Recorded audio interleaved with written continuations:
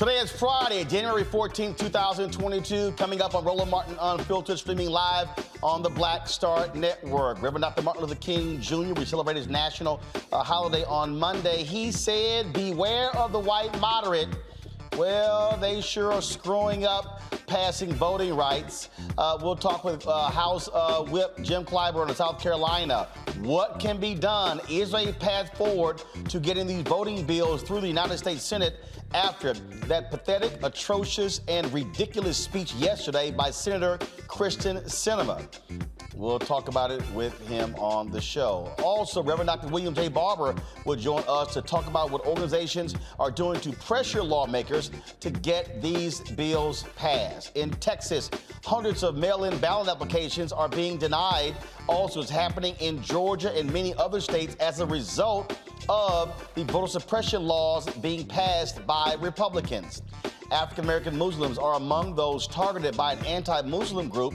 So why did one of the members of the Council on American-Islamic Relations share inside information with one of those particular groups? In Nevada, a black man is suing two police departments for arresting him instead of the white man who is decades older. The only thing similar about these two, they have the same name. A bill targeting critical race theory cites the wrong Douglas in the Lincoln-Douglas debates. How stupid are some of these Republicans? And speaking of stupid Republican, oh my God. Wait until we show you the dumb thing that Herschel Walker said. Lord have mercy. Also, Marilyn Mosby, the state's attorney in Baltimore, says that she is innocent. She held her news conference today, and we'll show you all of that as well. And in our Education Matters segment, we'll show you an app that can help students apply for college. It is time to bring the funk on Roland Martin Unfiltered. Let's go. Whatever the miss, he's on it. Whatever it is, he's got the scoop, the fact, the find. And when it breaks, he's right on time and it's rolling. Best believe he's knowing. Putting it down from sports to news to politics. With entertainment just for kicks, he's rolling. It's on Go Roll Roll, y'all. It's Roland Martin, yeah. Rolling with Roland now. He's funky, he's fresh, he's real, the best, you know he's Roland Martin now.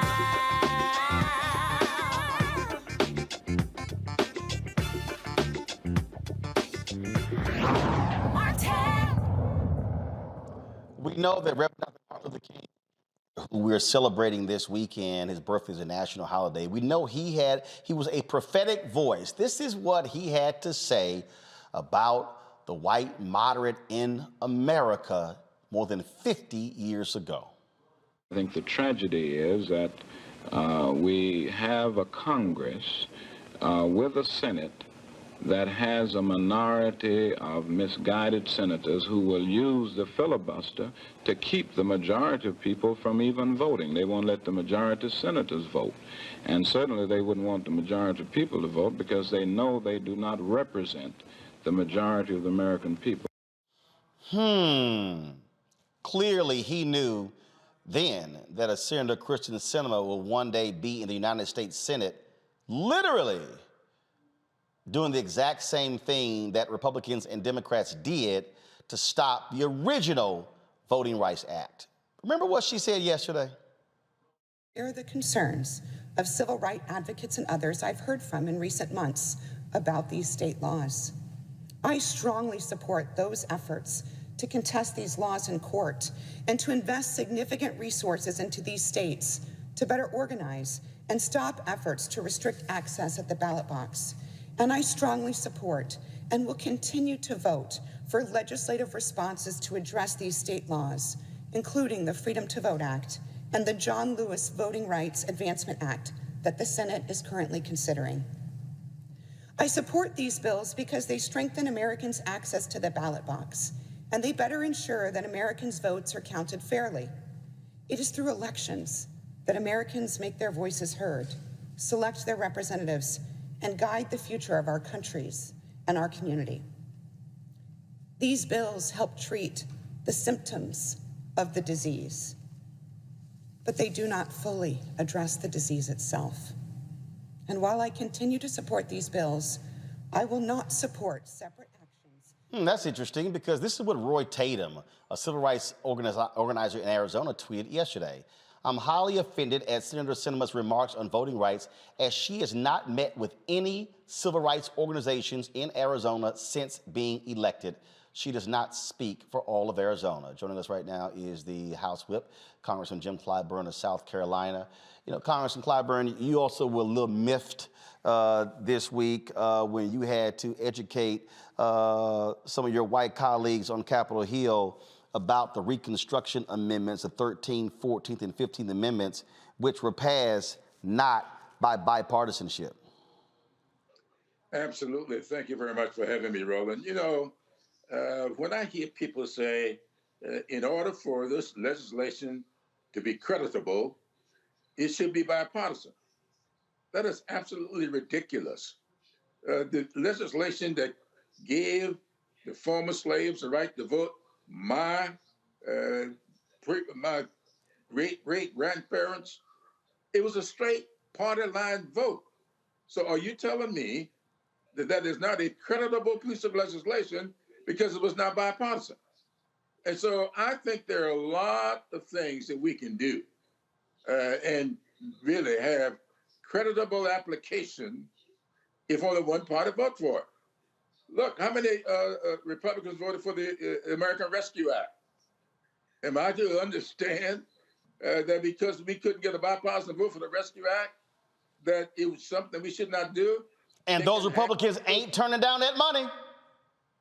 Not only that, they're out there with their signs, and some of them, if you recall, started taking credit for it before it even got to their states. So this is the kind of stuff that really irritates me a whole lot. You know, I know Christian Cinema. We served together in the House. And, you know, I was really, really upset. You may have seen that I went to the floor of the House yesterday. I don't usually participate in what we call special orders, but I found out that there was an hour set aside for Democrats on yesterday. And I went and took that hour to address some of the things that she was talking about. And I want to thank you for opening up your show today, talking about the so-called white moderates. I was very, very disappointed. I think it was this morning to see someone representing a group that I had some real respect for. And I'm going to take a look and see what in the world they're doing. A group called No Labels. And here he was on there talking about what a fallacy these two laws are. The John R. Lewis law that implied that we are directing our attention to the wrong things. And he's using the turnout of 2020 to argue that this would not be necessary in 2022 because of the way people voted in 2020. How short-sighted can he be? The reason these laws are being passed today in Georgia passed those laws directly because of the big turnout in 2020 that they're trying to lessen in 2022. And what we're trying to do is guard against that voter suppression, guard against that voter nullification. Is he telling me that because we voted so heavily in 2020 and elected Warrant and Ossoff, that we are not worried about the fact that they're now going to make it a criminal act if somebody gives a person a bottle of water standing in the voting line, or if they decide to shut down all the precincts in the black neighborhoods and create 4, 5, and 6 hour waits in a line while white people have only 20 minutes to wait. We aren't supposed to worry about that when we know full well what is going to happen if they put these laws in place, not to mention setting up a group that can overturn the results of the election if they don't like the outcome. So I want to know what this guy was talking about. That is what's causing so much problem for all of us, because these people trying to, I don't know what they call themselves doing, just misrepresenting what we're trying to do here. We're trying to have what we call pre-clearance, which we've had since 1965. That is to say, if you pass a new law, send that law up to the Justice Department. Let some independent, nonpartisan lawyers take a look at it and see whether or not it would have some discriminatory impact. So you tell me we aren't supposed to do that? And these people who are talking about all we need to do is organize and outvote them. How can you outvote nullification? And that's what they've done in Georgia. Well, no, how can Christian Cinema talk about, how we got to organize, when in Tennessee, they literally passed a law saying if you had organizations, you couldn't collect ballots. They are passing laws targeting organizers. Absolutely. That's the point I'm making here. The fact, all the things that people do in order to get people to the polls, they are now criminalizing that. The things we do to make it convenient for people. You know, we often laugh about the old days when down in Alabama and other places, probably here in South Carolina as well, you had to tell them how many jelly beans in a jar in order to qualify to vote. That is very insidious. But what's more insidious than telling somebody you are going to be arrested. You give this 85-year-old thirsty lady standing in line, been there for 3 or 4 hours, you give her a bottle of water. Come on. So, That is what's going on here. so Manchin's people are out saying that he's working on a bill that he hopes can get 9 Republicans. All right, how long have we been hearing that? I thought he was working, I thought he had his own For the People compromise. What happened? There are no 9 Republicans. Kristen Sinema said we should have done more to bring Republicans to the table. 0 Republicans voted for the House bill. Have you seen? I haven't. Where are these magical, mystical, hidden, invisible, Casper the Ghost-like Republicans? Where are the 10? Do they exist? I don't think so. I don't think anything beyond 2 or 3 exists. I think that we've had one to say that she would vote for the John R. Lewis Voter Advancement Act, but that's the only one that I've seen. Lisa Murkowski. That's it. Yeah. Not Romney. Not Collins. Nope. That's the only one that I've seen. And I'm finding it kind of interesting. This is Joe Manchin's bill. The House sent For the People Act. That was H.R. 1. Joe Manchin asked for time to bring 10 Republicans on board. And he came up with this bill that we are now calling freedom to vote. This is his legislation. It's not ours. And you may recall, the moment he announced that he had this bill that he was going to take to the floor, Stacey Abrams down there in Georgia came out in support of it. I followed her announcing public support for the legislation. Now, all of a sudden, Joe Manchin is now participating in a filibuster of his own bill. This is his bill. It's not ours. So you got to think something else is going on here. And I hasten to say that we are teetering on losing this democracy. We're already hearing today of people in foreign countries who are now saying we can no longer count on the United States of America.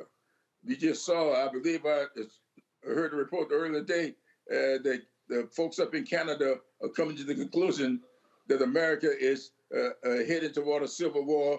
We got to seek our relationships somewhere else.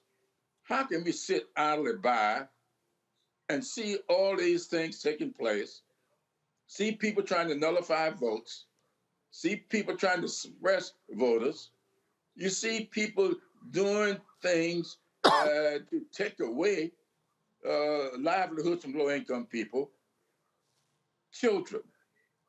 You want to go back to school. And now we just took away the child tax credit.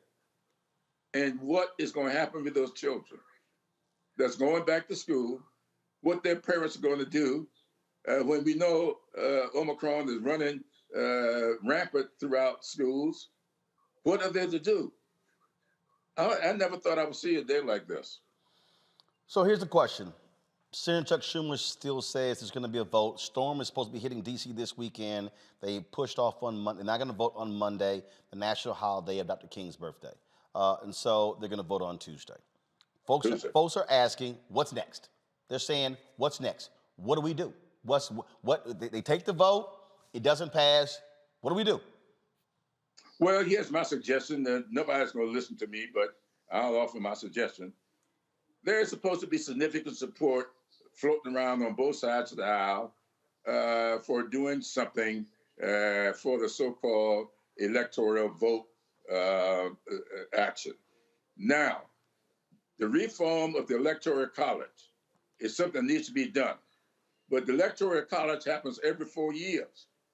So that will be fine for 2024. But we need to do something for 2022. So my suggestion is this. If you got 10 people who are going to support that, put it on the floor in addition to these other things, and take a look at the pre-clearance section of the John R. Lewis Voter Education and Advancement Act, take the pre-clearance section out of that and put it in to the election reform and stipulate that in federal elections, if you make any changes to any federal law, you must get pre-clearance from the Justice Department or it cannot be implemented, and make it retroactive in order to cover what these states have already done. That's my suggestion. Take that bill that's going to reform the Electoral College, put pre-clearance in it, and then the other things that Joe Manchin thinks is fine, as well as Christian cinema, tell them to use that as a vehicle of putting the pre-clearance in place. That's my suggestion. I don't think it's a bad one. Well, it is amazing to listen to these Democrats say, well, if we do this, I mean, what happens when we're in the minority one day? And I keep saying this, and we're seeing it right now. Luckily, the Ohio Supreme Court just threw out the gerrymandered districts, but we're seeing it happen. The For the People Act actually outlaws partisan gerrymandering.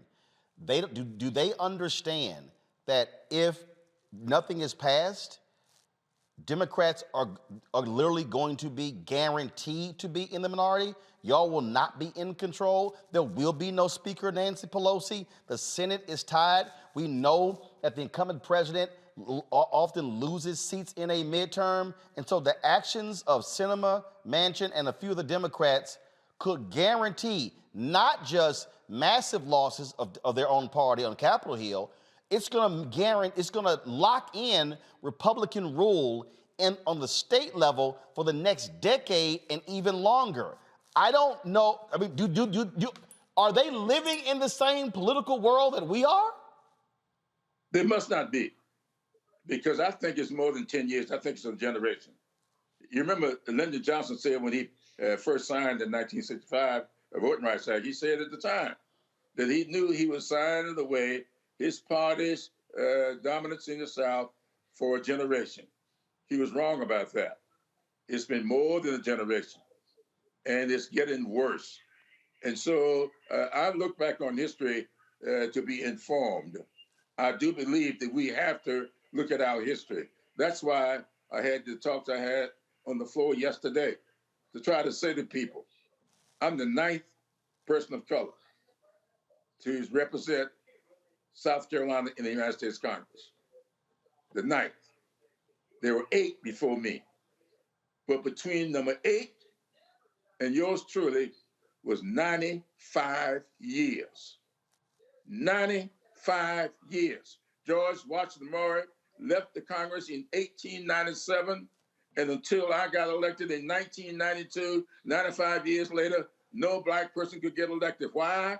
Because the laws they put in place, because the Supreme Court overturned laws back in 1872 with the Khrushchev decision and the Plessy versus Ferguson in 1896.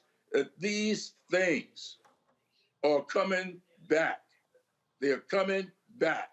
The Supreme Court is now making the same kind of decisions. The Congress is now making the same kinds of laws. I'm saying to people all over, wake up, wake up. Vigilance is called for, and we had better be very, very careful. And we can't do it alone. I mean, black people constitute what would be 12, 13% of the population.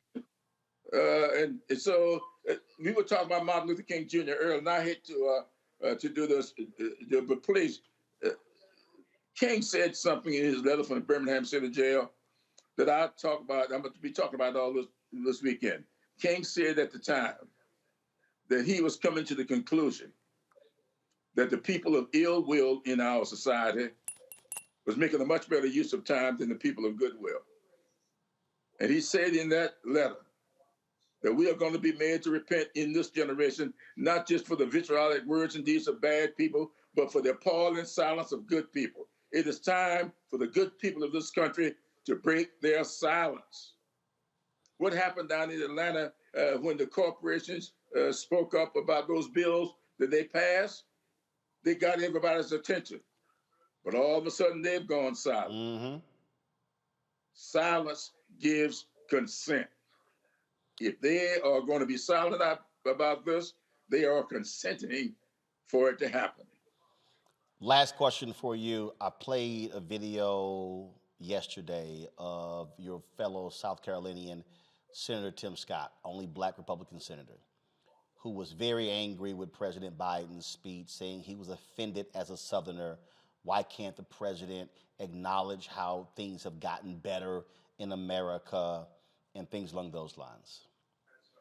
And, when Senator Scott went on television and talked about why the George Floyd Justice Act didn't pass, and he said Democrats were trying to cut funding of police was a bridge too far, yet he actually suggested in his own bill a year earlier to do the exact same thing. I asked him directly on text message about it 3 times. He's yet to respond. I asked his staff, yet to respond. Have you had conversations with him about this voting bill?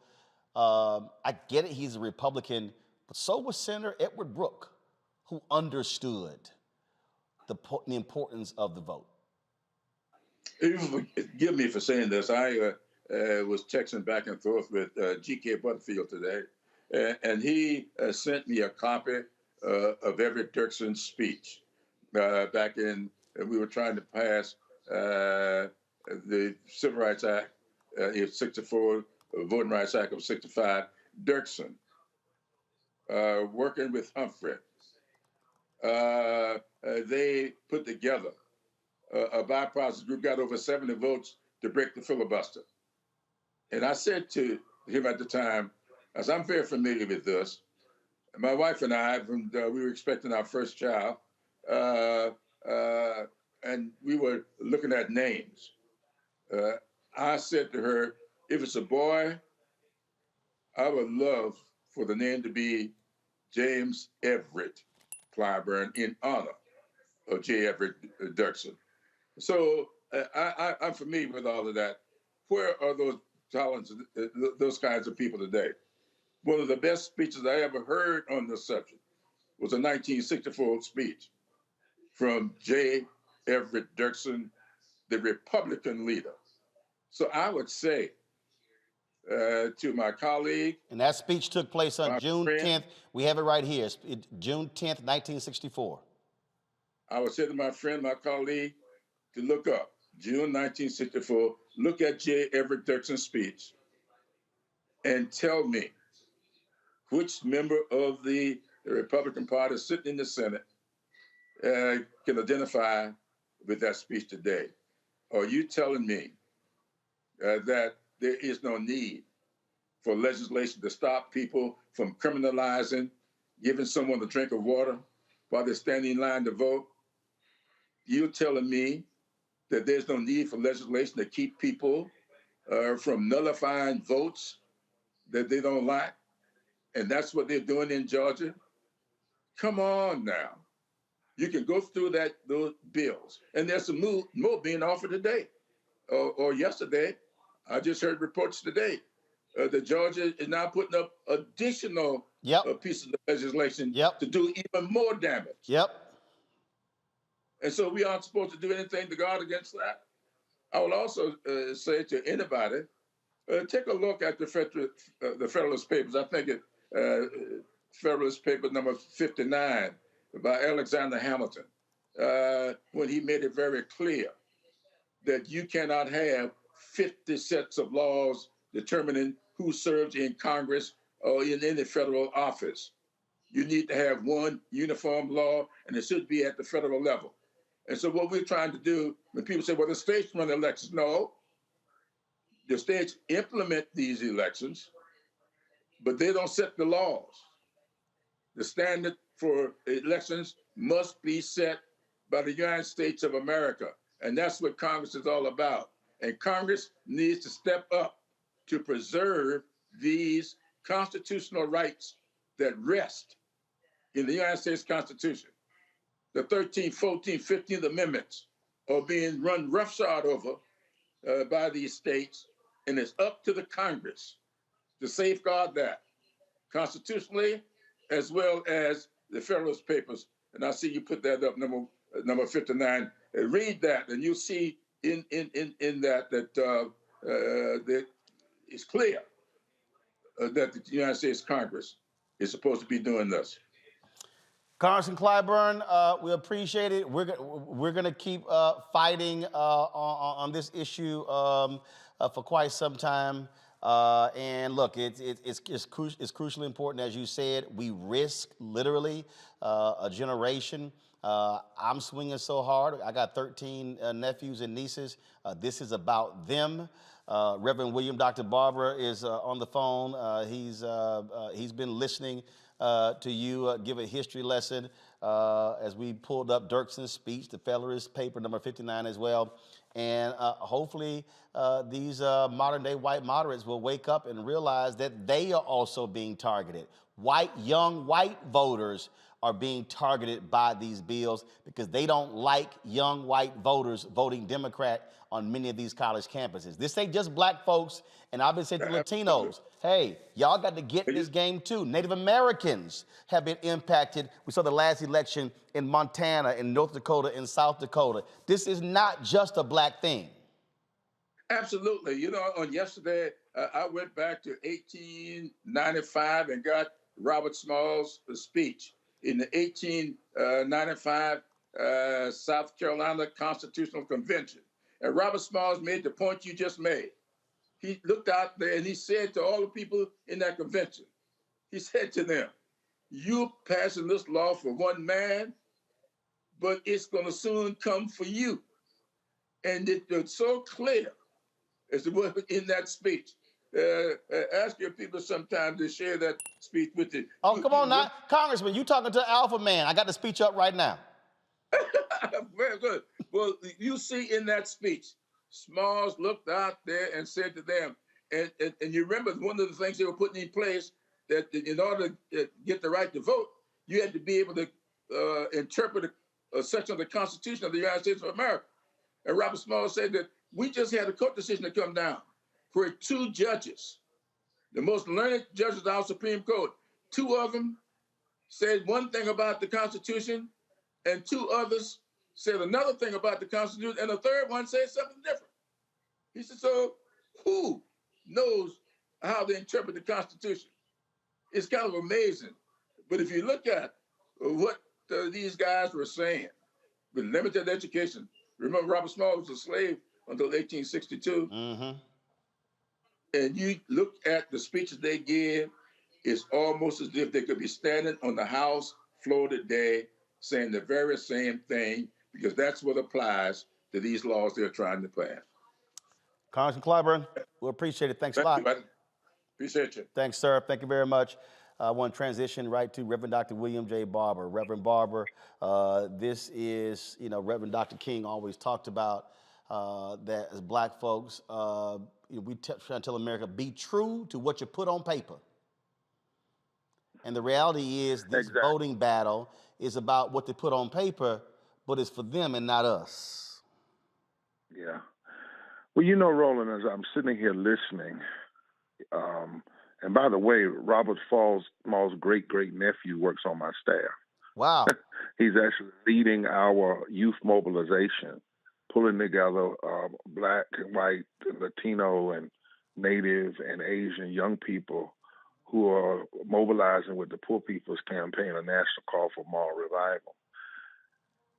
Part of what we also got to just do something, and I'm going to say it in all the love I can say it, is that we cannot just talk about what Manchin and Sinema and the Republicans are going to do. One of the geniuses of Dr. King is when they lost the battle in Albany, the campaign, he sat down and said, what did we do wrong? Now, we there's been some critical mistakes in this process. When we got into this year, when we started, in the Poor People's Campaign, we said we ought to keep all three of these issues together and not separate. You said it. A lot of folks said it. The infrastructure of our democracy, the infrastructure of our daily lives, wages and those things, infrastructure of our roads and bridges and technology. President should go to the well of the Congress and lay that out. He should meet with a multiracial group of all religious leaders, impacted people from West Virginia, Arizona, other places, and people who would be impacted by his policies, and then come out and let them have the microphone and put a face on this. That did not happen. And it was, in request after request after request has been made, and it did not happen. Some of our black organizations chose to make this a black issue rather than we're saying it now.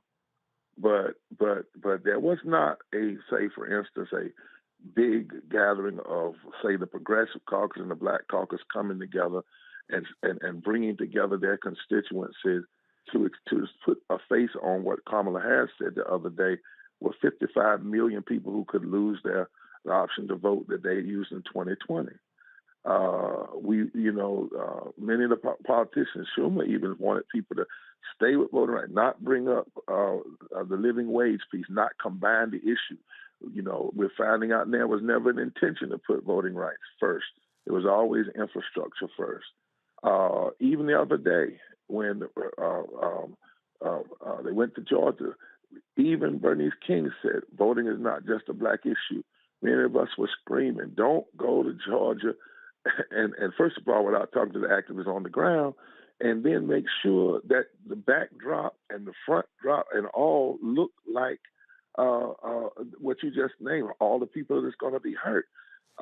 We've had some of our own activists, leaders, call people being in the street performance activism, when in fact we need more activism.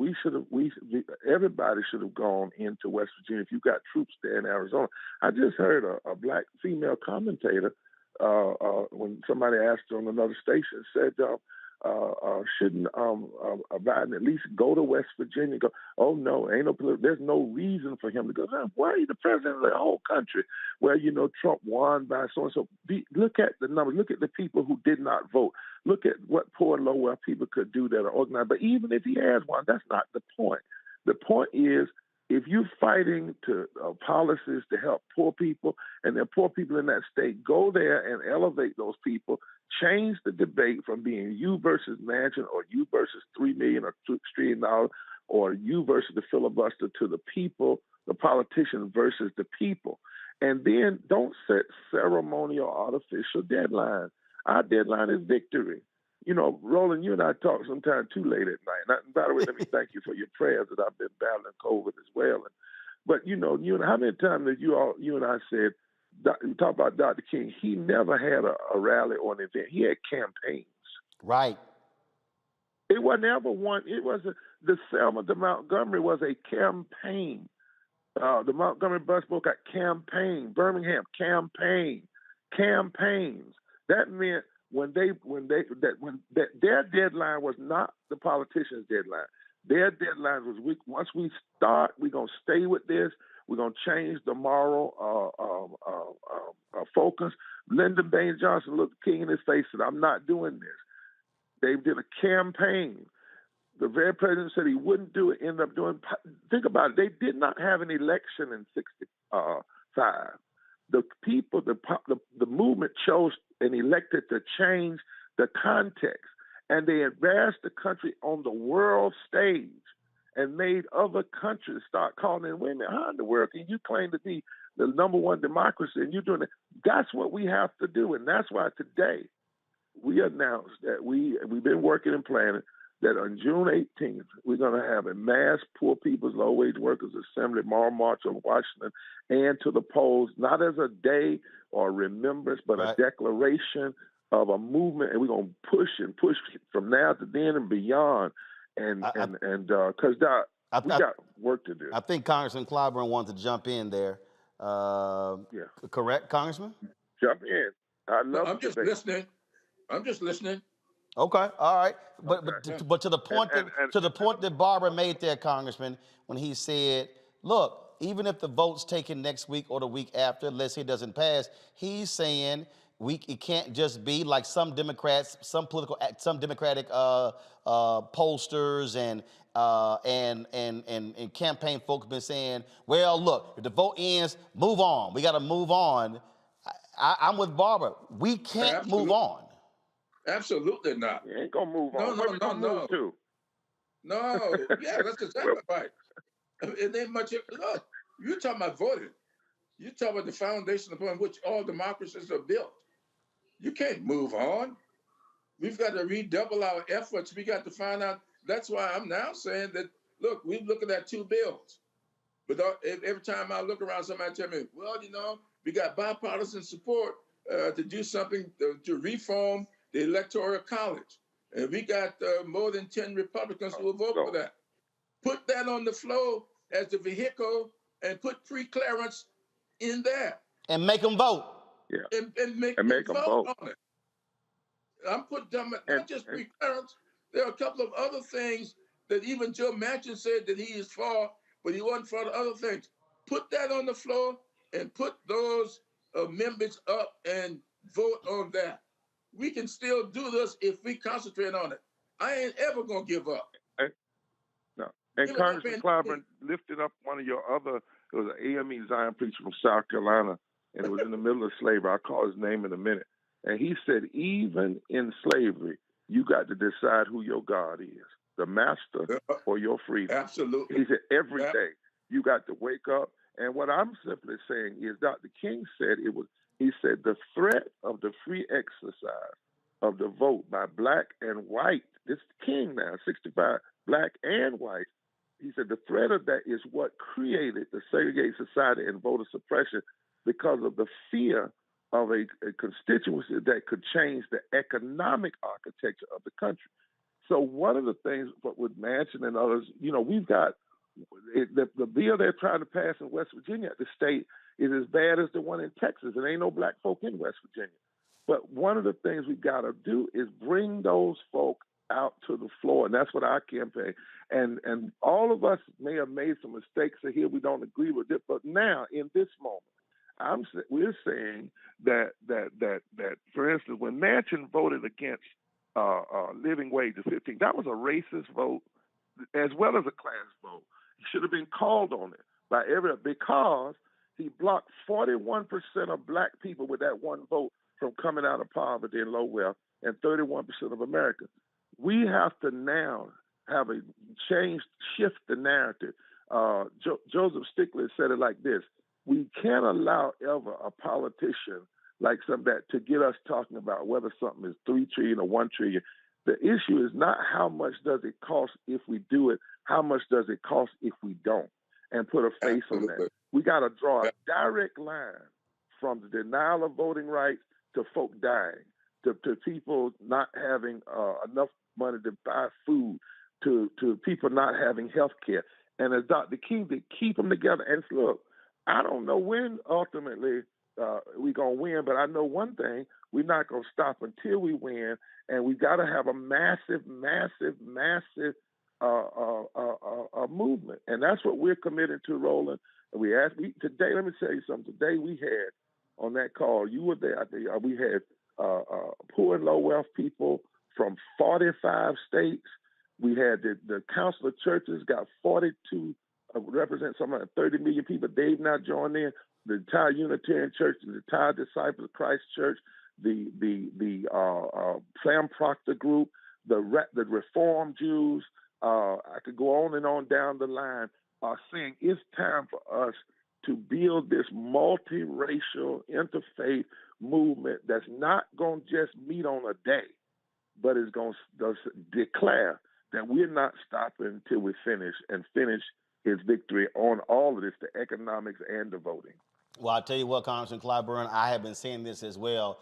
All those folks across the country, all those white folks and Latino folks and young folks and Asian folks, all those folks who were out after George Floyd got killed, bring that same energy on this, because you can't change police departments unless you change who oversees the police chief. That's the mayor and the city council. You can't change Bill of Rights in the state legislature if you don't change those politicians.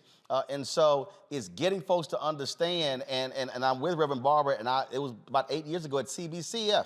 AOC, I told the voting rights people, I said, y'all got to broaden this thing among black folks. I said, because these white folks are being targeted.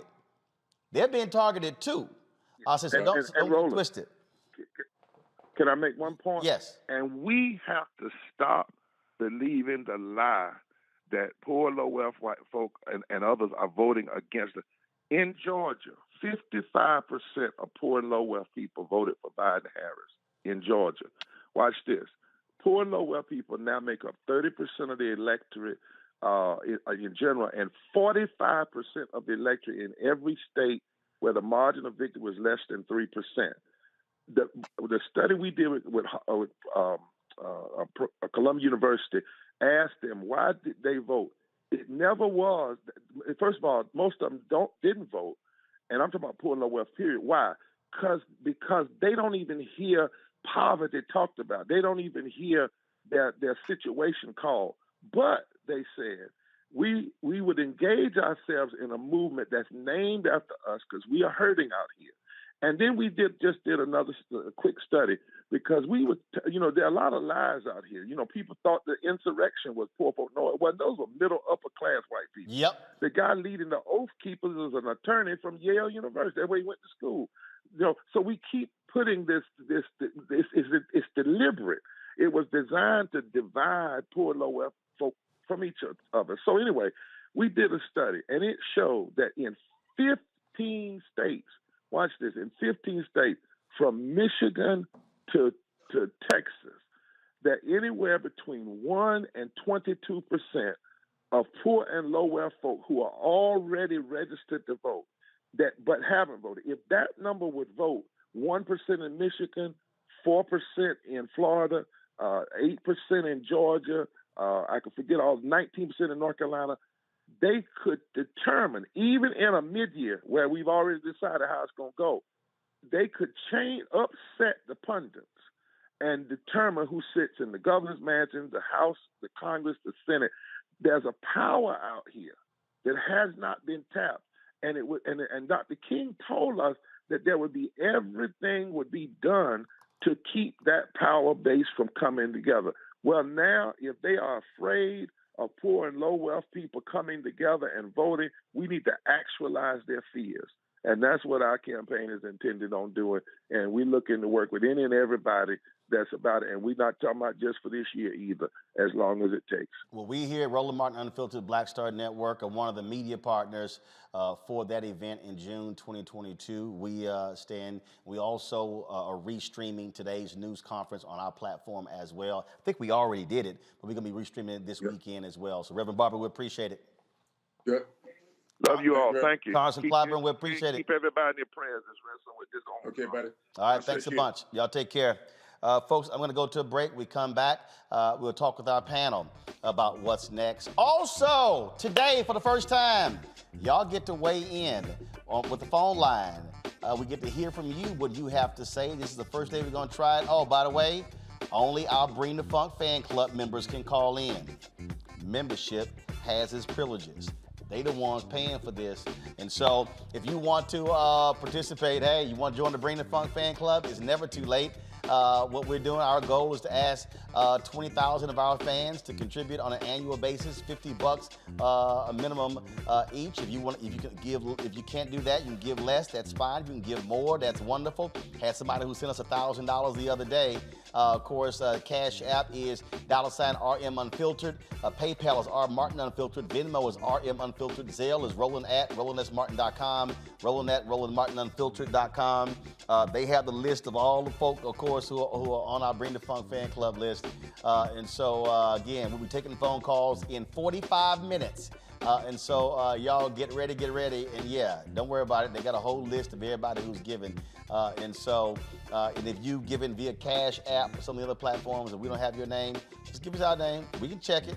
Y'all know how we do. Let me go to a break. I'll be back. Roland Martin Unfiltered on the Black Star Network.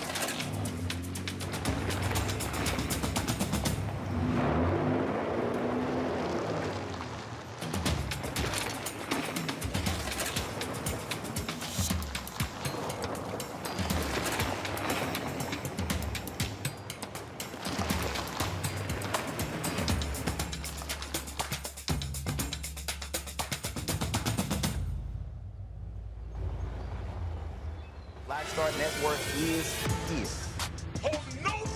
I'm real revolutionary right now. Support this man, Black Media. He makes sure that our stories are told.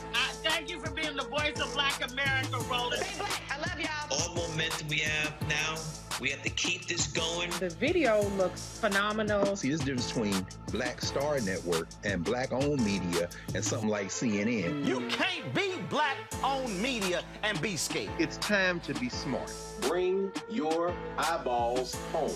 You dig?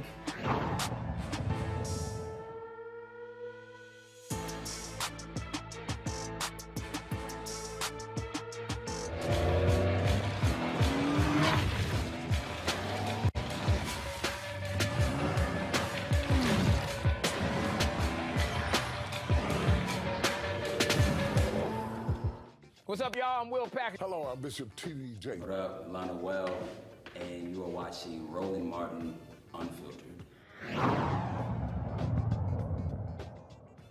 Just so you understand what's already happening, mail-in voting applications in Travis County in Texas, they have been rejected due to the new Texas voting law. Senate Bill 1 was signed into law by Governor Greg Abbott in September. The law placed a significant emphasis on proof of identification concerning mail-in voting and absentee applications. It also prevents counties from sending out mail-in ballot applications to those who have not explicitly requested them. The law further asks people who intend to vote by mail to provide either a driver's license number or the last 4 digits of their social security number, and all the information has to be precisely the same. Now, voters can check their status by going to the Texas Secretary of State's website. You also heard there where Congressman Clyburn said Georgia, they're going to be adding more voting restrictions. Michael Imhotep is a host of the African History Network show. Kelly Bethea is communication strategist. Matt Manning, civil rights attorney. Matt, I want to start with you. Again, the game plan is clear. Republicans know in order for them to win, they stand a better shot when they shrink the electorate. It's clear. Right. When you expand the electorate, Democrats have a better shot. The reason Trump and the Republicans were angry with last year is because it was expanded to have ballot drop boxes so folks wouldn't have to stand in line because they didn't want to get COVID. Well, what do Republicans do? Pass laws dropping drop boxes. Georgia goes from 111 to 23. Ohio tried to ban them. A judge yesterday, 2 days ago in Wisconsin, ruled no ballot drop boxes allowed in Wisconsin. Texas is limiting them to 1 per county. And so these are the efforts that if preclearance was still in place, Section 4 of the Voting Rights Act, those states that previously discriminated against folks because of voting would not be allowed to do it. All of these things started after a black man was elected president. Absolutely, and they are not coincidental. You know, the thing that's especially interesting to me about this is Travis County is my home county, where I was born and raised, and some of my father's parishioners are probably trying to send in mail-in ballots that are not being accepted by the Travis County clerk. This is a plan that is put in place and that is coming to fruition. And the reality of it is a lot of it is with the subterfuge of voter fraud, which we know is not a real thing. So it's sad to me because we hear so much fluff from Republicans about people participating in integrity in the system, but they're doing what they can to openly undermine that. And frankly, the Democrats have not had a strong enough response to stop that. So what we're seeing is a plan that came to place after President Obama, and we know this was going to happen, and we're seeing it come to pass now. Well, the issue here, Kelly, is it's power. It's who has the power. And again, going back 12 years, 2010, Obama gets reelected 2008, massive turnout, broad coalition. That coalition does not turn out in the same way in the midterms in 2010. 16 state legislatures flip in 2010, where they went from being split, Democrat-Republican, to totally Republicans. They picked up gubernatorial mansions. Right now, you got 31 Republican governors in the country. So they are able, especially in southern states, and we're talking about run the line, Tennessee, Georgia, South Carolina, Alabama, Mississippi, Florida, Texas, Arkansas. We can go on and on and on. Well, they control the House and the Senate and the governor's mansion so they can run the table. Then you talk about Iowa. Then you start talking about some of the other states. Republicans right now are about to put forth a voter suppression bill in New Hampshire. It's crazy, right? It was interesting listening to Representative Clyburn just now when he was saying how, and if I quoted correctly, that we are teetering on losing democracy. And I would have to push back on that a little bit. I don't think we're necessarily losing democracy. We're just losing votes. We're losing the Black voice. We're losing the brown voice. We're losing our diverse voice in these political spaces because, frankly, Democrats are using bipartisanship or lack thereof as a scapegoat for not doing their jobs, as opposed to really facing on head on the fact that a lot of this, all of this really is rooted in white supremacy. And like you said, it is rooted in maintaining the status quo and maintaining white supremacy, racism, and white power in this country. And like you said, the fact, I think he said something else where he said, what if Democrats become the minority? Or I think Sinema is worried about what if Democrats become the minority and, Republicans rule and we have a situation in which, we're at their mercy. I don't understand the what if statement because frankly, we're already there by what you just said. Look at all the jurisdictions on the state level and lower, it's all red. And we are already suffering as a result of this. We are already seeing our rights being peeled away and pushed back and suppressed because Republicans understand that when you fall in line with one agenda and have, a plan in place to keep racism, white supremacy going, it doesn't matter if you have outliers saying otherwise, the majority of them are going to push through. And considering that all of this is happening during MLK Day, right, or MLK weekend, and we're about to see the onslaught, if we haven't already, the onslaught of misquoted and misinterpreted and misused and displaced MLK quotes trying to basically, assuage white guilt for 3 days because it's over the weekend, when in his last book, if I'm not mistaken, Where Do We Go From Here, 1967, Chaos or Community, he says, quote, white Americans must recognize that justice for Black people cannot be achieved without radical changes in the structure of our society. And here we are right now in a position of power as Democrats and people of color to actually change our society for the better. And the Senate is holding it up because of lack of bipartisanship. I call BS on that. Michael, Angela Rye tweeted this earlier today. She talked about really what's going on here. She first of all mentioned the King holiday, the vote in 1983. It passed the House 338 to 90, bipartisan. Then she talked about the Voting Rights Act of 1965.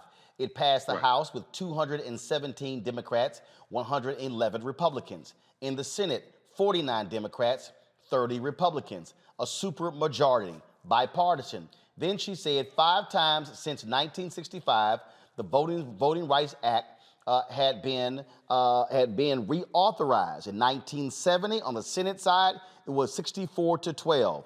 On the House, 237 to 132.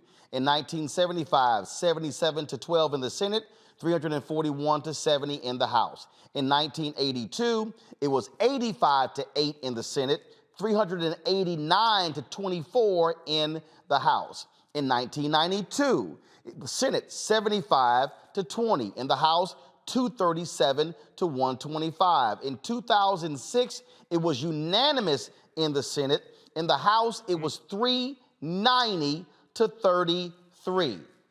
But, this is interesting. This is what she tweets. Every reauthorization has been signed into law by Republican presidents. Then she said, what changed after the reauthorization in 2006? The election of President Barack Hussein Obama. And ever since that election, you saw the complete gutting of the efforts. And then when they sued and the Supreme Court beat back ruled in favor of the racist. They immediately in 2013, they began, first of all, in 2010, when they took control of the legislatures, they put in place voter ID, other laws. Then they put the laws in place so to go to the courts, the conservative Supreme Court 5-4 gutted Section 4, and ever since 2013, these Republicans, oh my God, they have been like crazy, demented people on the streets yelling and screaming who need mental help when it comes to passing these bills, and they have done it consistently since 2013. Absolutely, Roland. A lot of this is a backlash to 2 terms of President Barack Obama. When he was reelected in 2012, you had 66.6% of African Americans registered to vote who came out and voted. That scared the hell out of white Republicans. The percentage, that was the first time in history in the presidential election that the percentage of African Americans registered to vote who actually voted was greater than the percentage of white people who registered to vote that actually voted. They struck back. See, white people attack us, with the exception of January 6th, where it was a physical attack. White people attack us in the courts. And unless you understand law and politics, you don't see that coming in history. You don't see that coming. They attacked us in the courts. No, hold on. No, you got to pause that. Because the reason they attack us in the courts is because it was the courts that ruled Brown versus Board of Education 1 and 2. It was the courts that ruled against when it came to civil rights, when it came to voting rights. So they said, we need to control the courts because y'all use the courts to dare to get your rights. Right. But it's also because of the longevity of a court decision. No. That's my point. They saw what happened. They were like Mercer, Robert Mercer. Robert Mercer is on record as saying the worst thing that happened was when black folks got those rights in the 60s because of those decisions. Michael, go ahead and finish. And just so people who don't know who Robert Mercer is, Robert Mercer was one of the early financiers of Donald Trump. And Cambridge Analytica, and Cambridge Analytica, and Breitbart. And him and his daughter were initially behind Ted Cruz before they got behind Donald Trump. Exactly. So Kellyanne and Conway, Steve Bannon. Connect the dots. Steve Bannon ran Breitbart.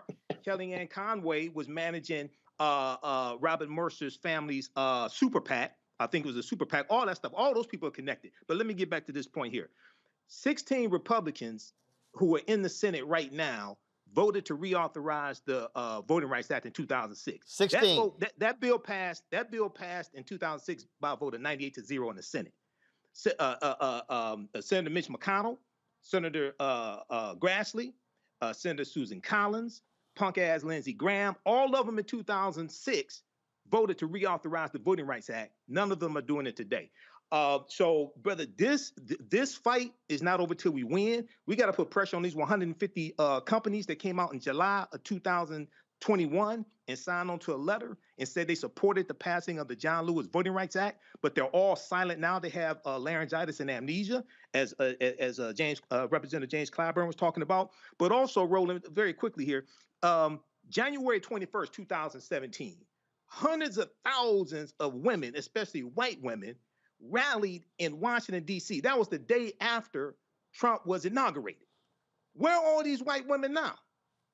When voting rights is at stake, their voting rights are at stake also. They rallied in protest of Donald Trump. So there has to be, as Reverend Barber is saying, there has to be a multiracial, massive mobilization across the country. College students, 38 million disabled Americans who registered to vote, Latinos, Asian Americans, white women, white feminists, all of this. And also, we not just put pressure on Senator Manchin, but the Republicans as well, especially those 16 Republicans in the Senate who voted to reauthorize the 2006 Voting Rights Act, but they're not voting for it today. Let me say this here because I want people to understand why we have been going hard on this for the whole hour. Because I'm telling you, I get it. I hear from folks all the time, and they're like, man, Roland, you be talking about this whole voting thing. Let me reiterate this because I think people just totally forget this. There is there's no facet of your life. I don't care whether you support reparations or you don't. I don't care whether you ADOS, FBA, B1, B12. I don't care whether you conservative. I don't care whether you liberal, whether you a Pan-Africanist, a black nationalist. I don't care whether you, I don't care what your distinction, I don't care what you call yourself, don't matter. There literally is no part of your life and your existence in this world that is not impacted by government.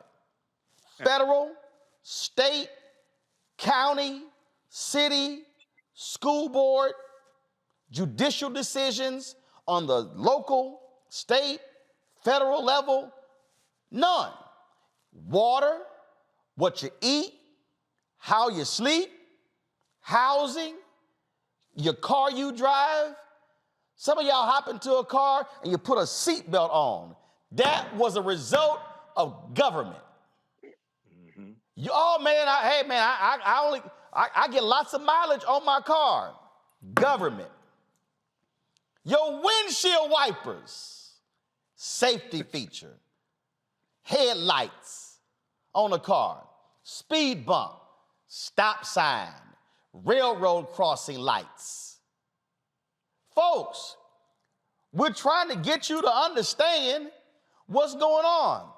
I got somebody sitting here hollering on YouTube, no reparations, no vote. How your ass gonna get reparations? They can't tell you how to get it. Let me say it again. How you gonna get no reparations, no vote? How you gonna get it? Who gonna give it to you? Do you understand what you're even saying? No, they don't. You just throwing out no reparations, no vote. Folks like, no tangibles, no vote. Well, first of all, you can't get tangibles unless you put the people in place and not the president, because unless executive order, you can't get no bill passed unless you put the right folks in the House, unless you put them in the Senate. I need some of y'all to read the Constitution.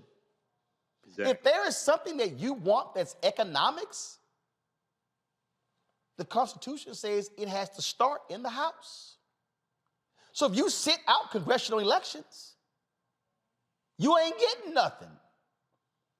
If you sit out city council elections, county government elections, school board elections, folks, what I'm trying to get you to understand, this is, look, call this shit Schoolhouse Rock 2.0.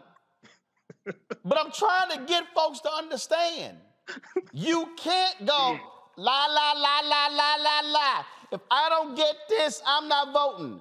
Your ass guaranteed to get nothing.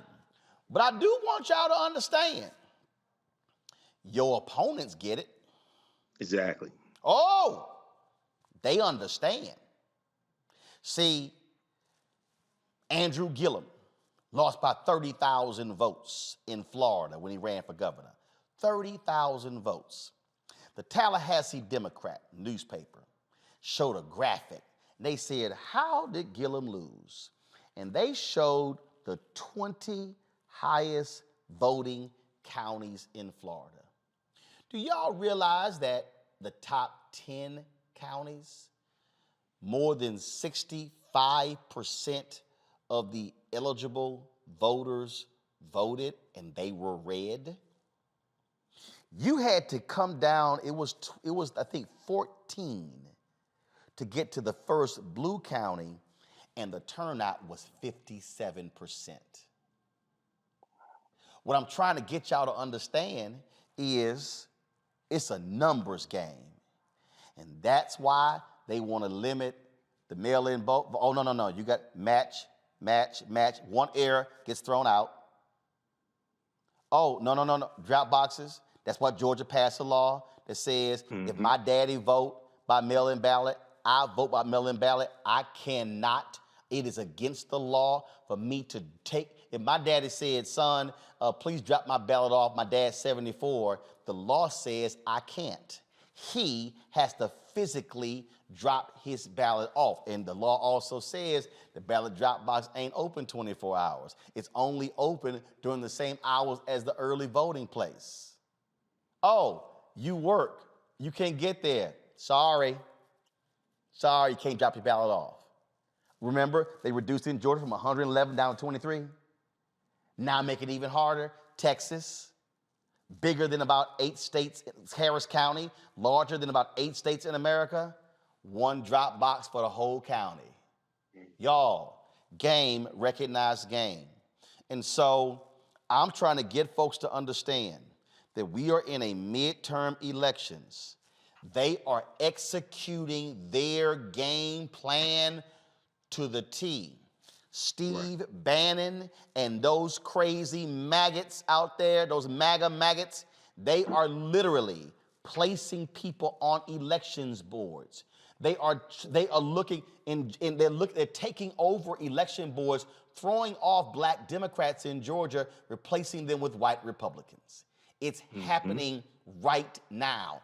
They are listen to me clearly, Black America and everybody who's watching. They are putting into place the infrastructure to overturn the will of the voters if you do not elect Republicans. And 2022 is going to be their test run for 2024. So whatever they did not get right in 2022, they are going to then fix it in 2024. And if Republicans take control of the U.S. House in January 23, if they control the United States Senate in January 23, they are going to run the table and they will control the House and the Senate and 30 state legislatures and governors' mansions, and they won't even represent a majority of America. It's happening, folks. We're trying to tell you, you better pay attention. Going to a break. We're going to be back on Roland Martin Unfiltered on the Black Star Network.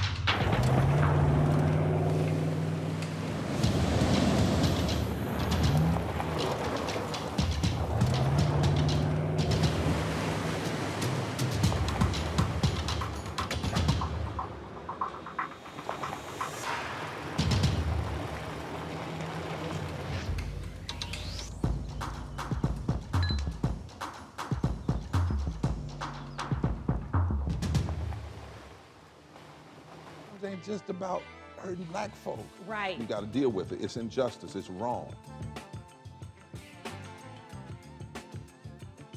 I do feel like in this generation, we've got to do more around being intentional in resolving conflict. You and I haven't always agreed. Yeah. But we agree on the big piece. Yeah. Now, conflict is not about destruction. Conflict's going to happen.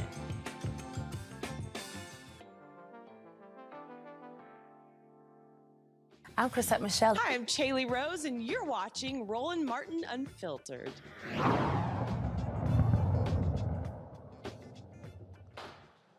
Folks, the Council on American-Islamic Relations, the nation's most prominent Muslim advocacy group, was the subject of spying by members within its own organization. An investigation found 2 informants were releasing private and sensitive information to the Investigative Project on Terrorism, a DC-based organization that many consider to be an anti-Muslim extremist group. One of the individuals is an African-American here in Virginia, Joining us right now to talk about this story, Edward Ahmed Mitchell. He's the Deputy Director of the Council on American-Islamic Relations. Glad to have you here. This was a shocking story. One of your officials out of Ohio, someone had reached out to the organization, said there's a mole in your organization, and through various work, they were able to discover this individual in Ohio. Then there was an individual here in Virginia who was with a mosque here who had, this extremist group had funneled this person more than $100,000 to give them information. They were turning over email messages, recordings, and text messages. I mean, this was a major, major breach of sensitive information within CARE. Yeah. First, thank you for having me, Roland. And you're absolutely right. So it was a little over a year ago that we first received an indication that there might be some sort of spy somewhere within our organization. A whistleblower alerted us to that possibility. And then in the subsequent months, we were obviously investigating, gathering more information, audio recordings, transcripts that very clearly indicated there was a mole. We were able to identify that mole as the director of our Ohio chapter, confronted him, he confessed, and he was terminated. More concerning than that was we found that this hate group was systematically spying on nearly every other major American Muslim organization and prominent Muslim leaders, including former Congressman Keith Ellison, and doing all this, according to the IPT whistleblower, to benefit a foreign government, the Israeli government. So we have been investigating and releasing information as we get it. There is still more to find out. It appears this hate group was working with certain Republican members of Congress. We've already released emails showing them interacting with Israeli intelligence officials. And obviously, we are still trying to hunt down any remaining spies in the community. But yes, one individual in Virginia did come forward voluntarily to confess, to apologize, and to cooperate. And we encourage anyone who is engaged in this behavior to do the same. Come forward before you are caught. One of the things that I was reading the story, and the brother in Virginia thought that this was a group who was supportive of Muslims. There's nothing that says that that was the case. And Muslims in this country have been under vicious attack and surveillance since 9/11. And this was one of the greatest fears. And what really shocked so many people was that this happened inside the organization. This was this wasn't, COINTELPRO and the federal government, what they did to black organizations. This was literally another organization that was able to flip individuals on the inside and basically get them to share information that they were then passing on to other groups that don't like Muslims. Yeah, exactly. And I would note that the surveillance and targeting Muslims is going on well before 9/11. Malcolm X was perhaps the most prominent Muslim who was targeted by surveillance, being stalked and harassed, and it's continued since then. The one thing I want to emphasize is there is actually only one individual within CARE, and that was Roman Iqbal, the director of CARE Ohio, who was engaged in this behavior. The other individuals are completely outside of and unrelated to CARE, and were targeting the broader Muslim community. They were able to touch or spy on or surveil pretty much every major Muslim organization. The other thing I want to emphasize, Roland, is that the great irony of this situation, they were doing this for years, over a decade, and they found nothing damaging about the Muslim community because there is nothing to find. We're doing civil rights work, we're doing advocacy work, interfaith dialogue. The most damaging thing they were able to use was Keith Ellison correctly observing that concerns about the Israeli government dictate American foreign policy in the Middle East. And they leaked that audio when he was running for DNC chair to harm him. Short of that, they have not been able to find anything to harm us. And that's a testament to the integrity of our community and to the dishonesty of these groups, which continually claim that Muslims are a threat and subversive. And they know it's not true because they've been able to see what we're doing internally for so many years. So these are bigots, they're dangerous, and they must be held accountable. Questions from our panel. I'll start with you, Kelly. First and foremost, thank you for coming on the show and just explaining to us exactly what this means. I guess my question for you is the level of betrayal that you must feel. Can you expound on that and talk about steps that you are taking or should be taking, will be taking regarding making sure that something like this doesn't happen again within the org? Absolutely. So, I mean, when we first found out there was a mole, it was obviously very upsetting. We were very upset, but we also understood that we were not truly surprised, should not be truly surprised, because again, Muslims have been targeted like this, and activist groups and civil rights groups have been targeted by this, including by moles. We now know that some of Malcolm X's bodyguards who were there when he was assassinated were agents of the New York Police Department. And so we weren't truly surprised, but definitely there is an intense feeling of betrayal when you find out a high-ranking member of your organization was doing this. And I would note that it appears, we're not sure yet, but it appears this may have been going on since he first joined the organization. In other words, that he wasn't flipped, but rather inserted in the organization after he attended law school for this purpose. That's still being investigated, but it just shows you how obsessed anti-Muslim hate groups are with our community, and it shows you how important our community is. The IPT whistleblower who told us all this, they said to us very explicitly that the reason this hate group was doing this is they are terrified that American Muslims become civically, politically engaged and strong, and then reorient American policy in a more just and humanitarian way here and abroad. And they want to undermine us to prevent that from happening, and they're not going to win. We have been advancing good work, and we're going to keep advancing good work no matter what these people think of it, God willing. Matt Manning. My question for you, Mr. Mitchell, is what has been the effect of the FBI refusing to investigate this? What really struck me is that my understanding is the organization reached out and was concerned about laws having been broken through this surveillance and through these moles' activity, and there's been radio silence from the FBI. So how are you addressing law enforcement's reticence to actually investigate this from the criminal element? Well, first of all, I want to emphasize that as Muslim Americans, we are not waiting for anyone else to defend us or to help us. We are not dependent on anyone else. We are dependent on God, and we rely on ourselves. Having said that, we are Americans, and we expect our government to protect the American people from hate groups that try to spy on and harm Americans for the benefit of a foreign government. So we have been in contact with the FBI. The communications are ongoing. So far, we are not happy with what we have heard, but we're continuing to gather more information and provide evidence. And eventually, I think we're going to get to a point where law enforcement has no choice but to investigate. And I would also note that locally, I'm a former prosecutor.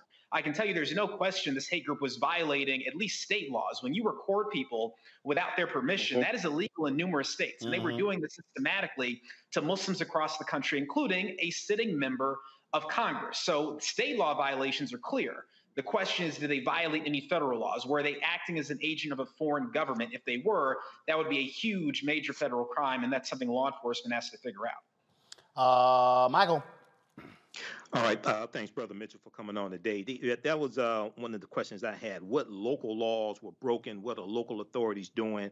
I saw remarks about the press conference on Wednesday and mentioning about the FBI investigating, and the FBI did not immediately respond to requests for comment in the article from the Washington Post, things like this. So what can be done at the local level to hold these people accountable, and also make sure this doesn't happen again as well?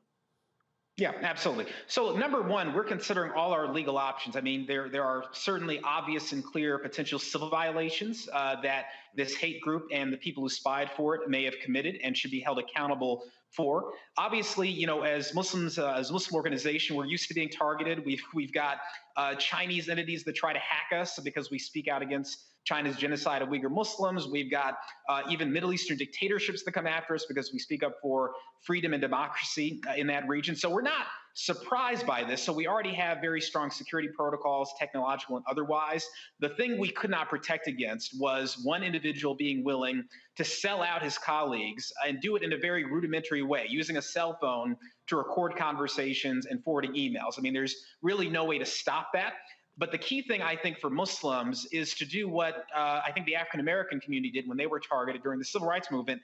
Don't turn against each other. Don't become paranoid. Don't start worrying about the person praying next to you or the person sitting next to you in your office. We can't become like that, and we're not going to become like that. So yes, we'll be safe, we'll be vigilant, we'll review our procedures, but we're not going to become paranoid about our neighbors, about our fellow Muslim brothers and sisters. We're not going to let hate groups do that to us. We're going to carry on with our work, God willing, and we're going to continue to advance progress. And yeah, it's going to make them upset, but that's a good sign. It's a good sign they're obsessed with our work. They know our work is important. Edward Mitchell with CARE. We surely appreciate it. Thank you so very much. When I was in Chicago, I was honored by the Chicago chapter with one of their media awards. I think I think what came with it was a trip to Turkey. I haven't gotten that trip yet. I need to give them a call. I'll follow up with them for you, Roland. All right, Elwood, I appreciate it. Thanks a lot. Thank you. All right, folks, we come back. More on Roland Martin Unfiltered, including Black and Missing. And later in the show, our Education Matters segment. Plus, taking your phone calls for the first time, seeing what your thoughts are about the news of the day. You're watching Roland Martin Unfiltered on the Black Star Network.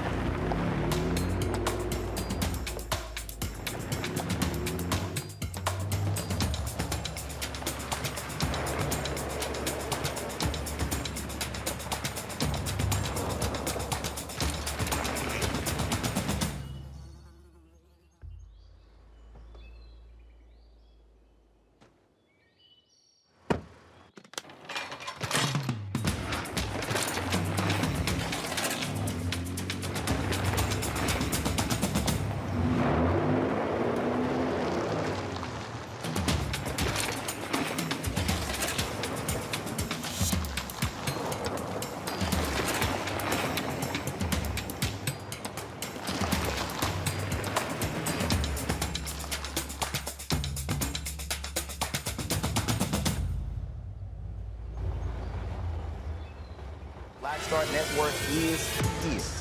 Oh, no punches! I'm real revolutionary right now. Support this man, Black media. He makes sure that our stories are told. Thank you for being the voice of Black America, Roland. Stay black. I love y'all. All momentum we have now, we have to keep this going. The video looks phenomenal. See, there's a difference between Black Star Network and Black-owned media and something like CNN. You can't be Black-owned media and be scared. It's time to be smart. Bring your eyeballs home. You dig?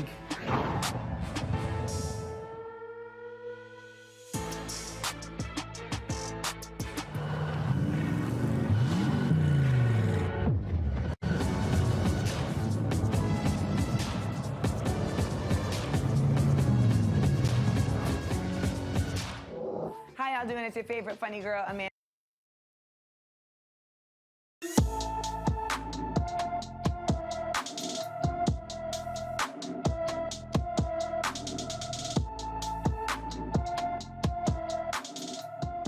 Stavonia Franklin has been missing since December 17th, 2021 from Waco, Texas. The 15-year-old is 5 feet 7 inches tall, weighs 270 pounds, with black hair and dark brown eyes. If you have any information, please contact the Waco Police Department at 254-750-7500, 254-750-7500. All right, y'all, get this. A black man is suing 2 Nevada police departments after he was wrongfully arrested for a warrant describing a white man with the same name. Yeah, Shane Lee Brown spent 6 days in jail after the enforcement officers from Las Vegas Metropolitan Police Department and the Henderson Police Department mixed him up with another man.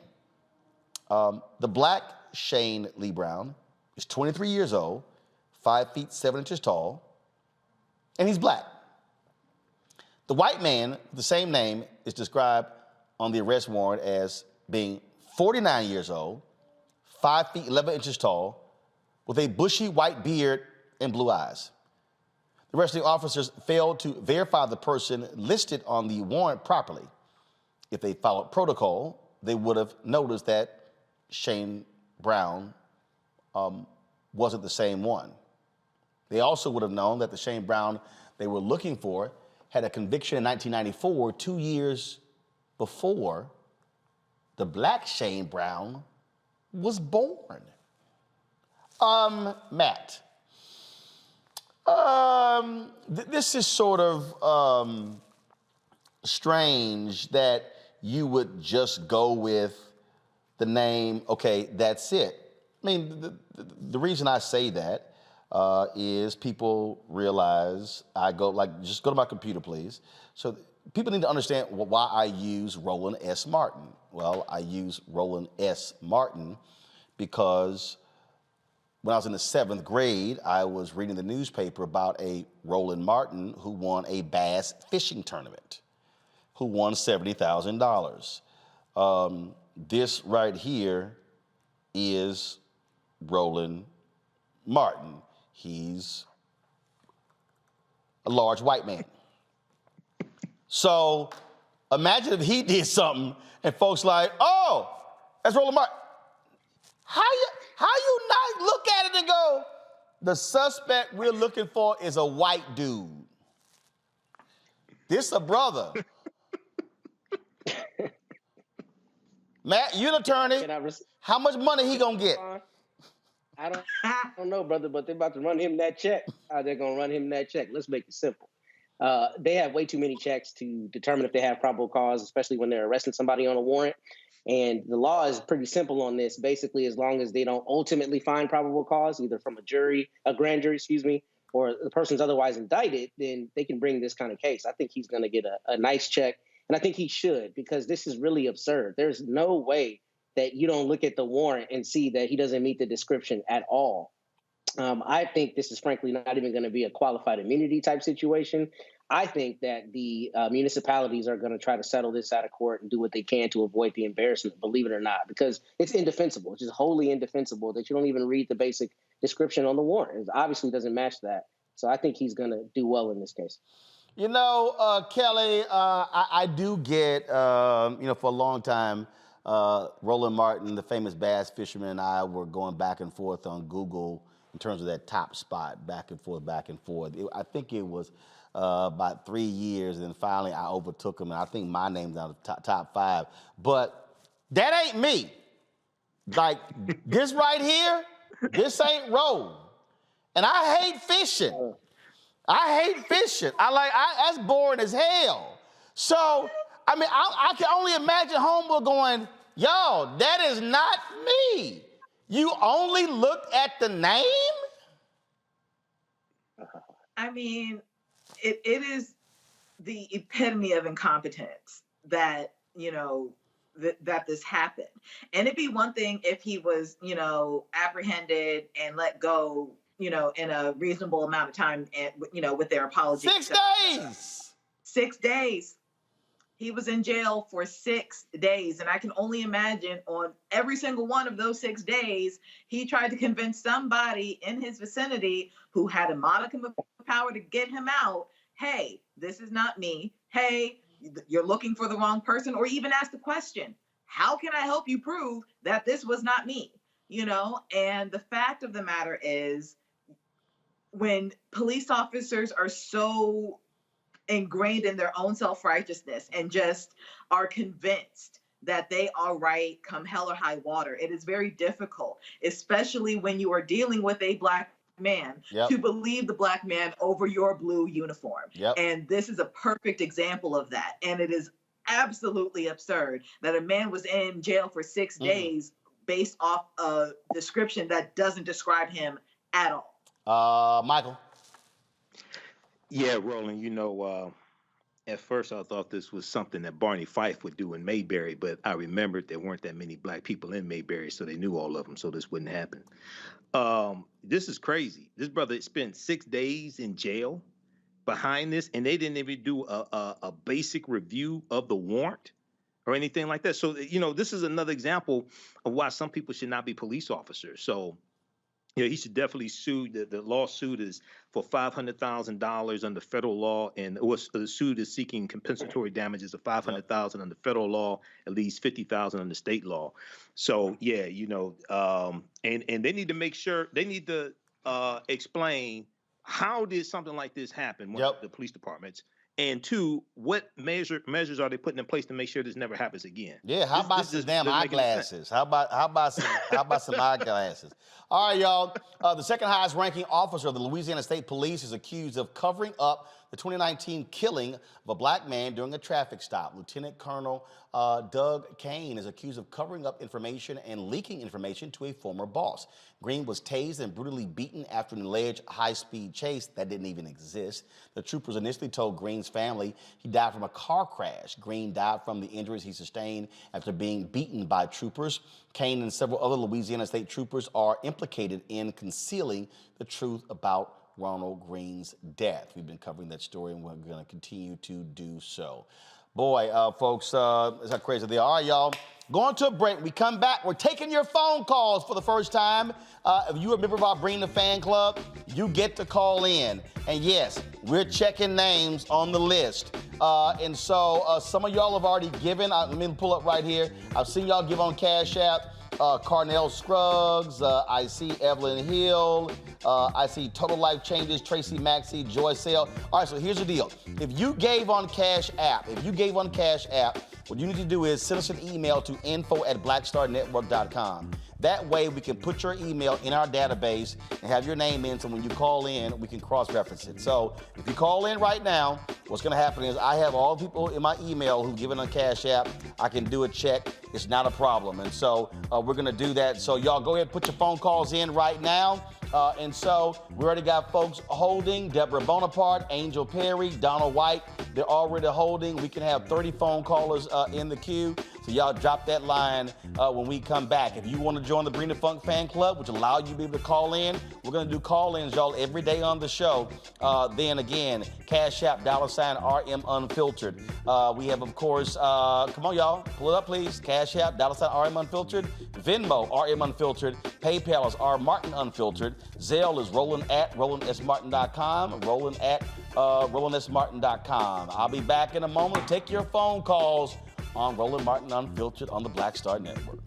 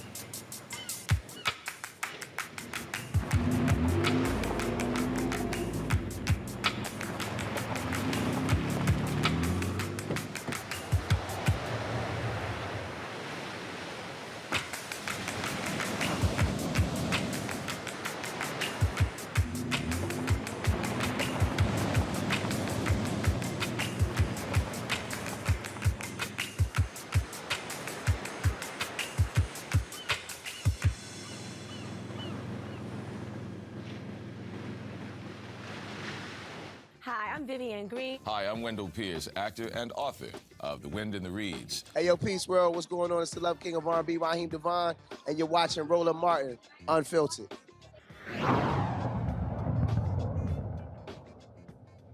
All right, folks, welcome back to Roland Martin Unfiltered on the Black Star Network. All right, I told y'all in 2022 we had some great things planned, and we just added, of course, the call-in feature to the show, allowing you to be able to call in, to share your thoughts with us about today's subject, voting rights as well. So let's get right to it. First caller, Deborah Bonaparte from Germantown, Maryland. Deborah, welcome to the show. How you doing?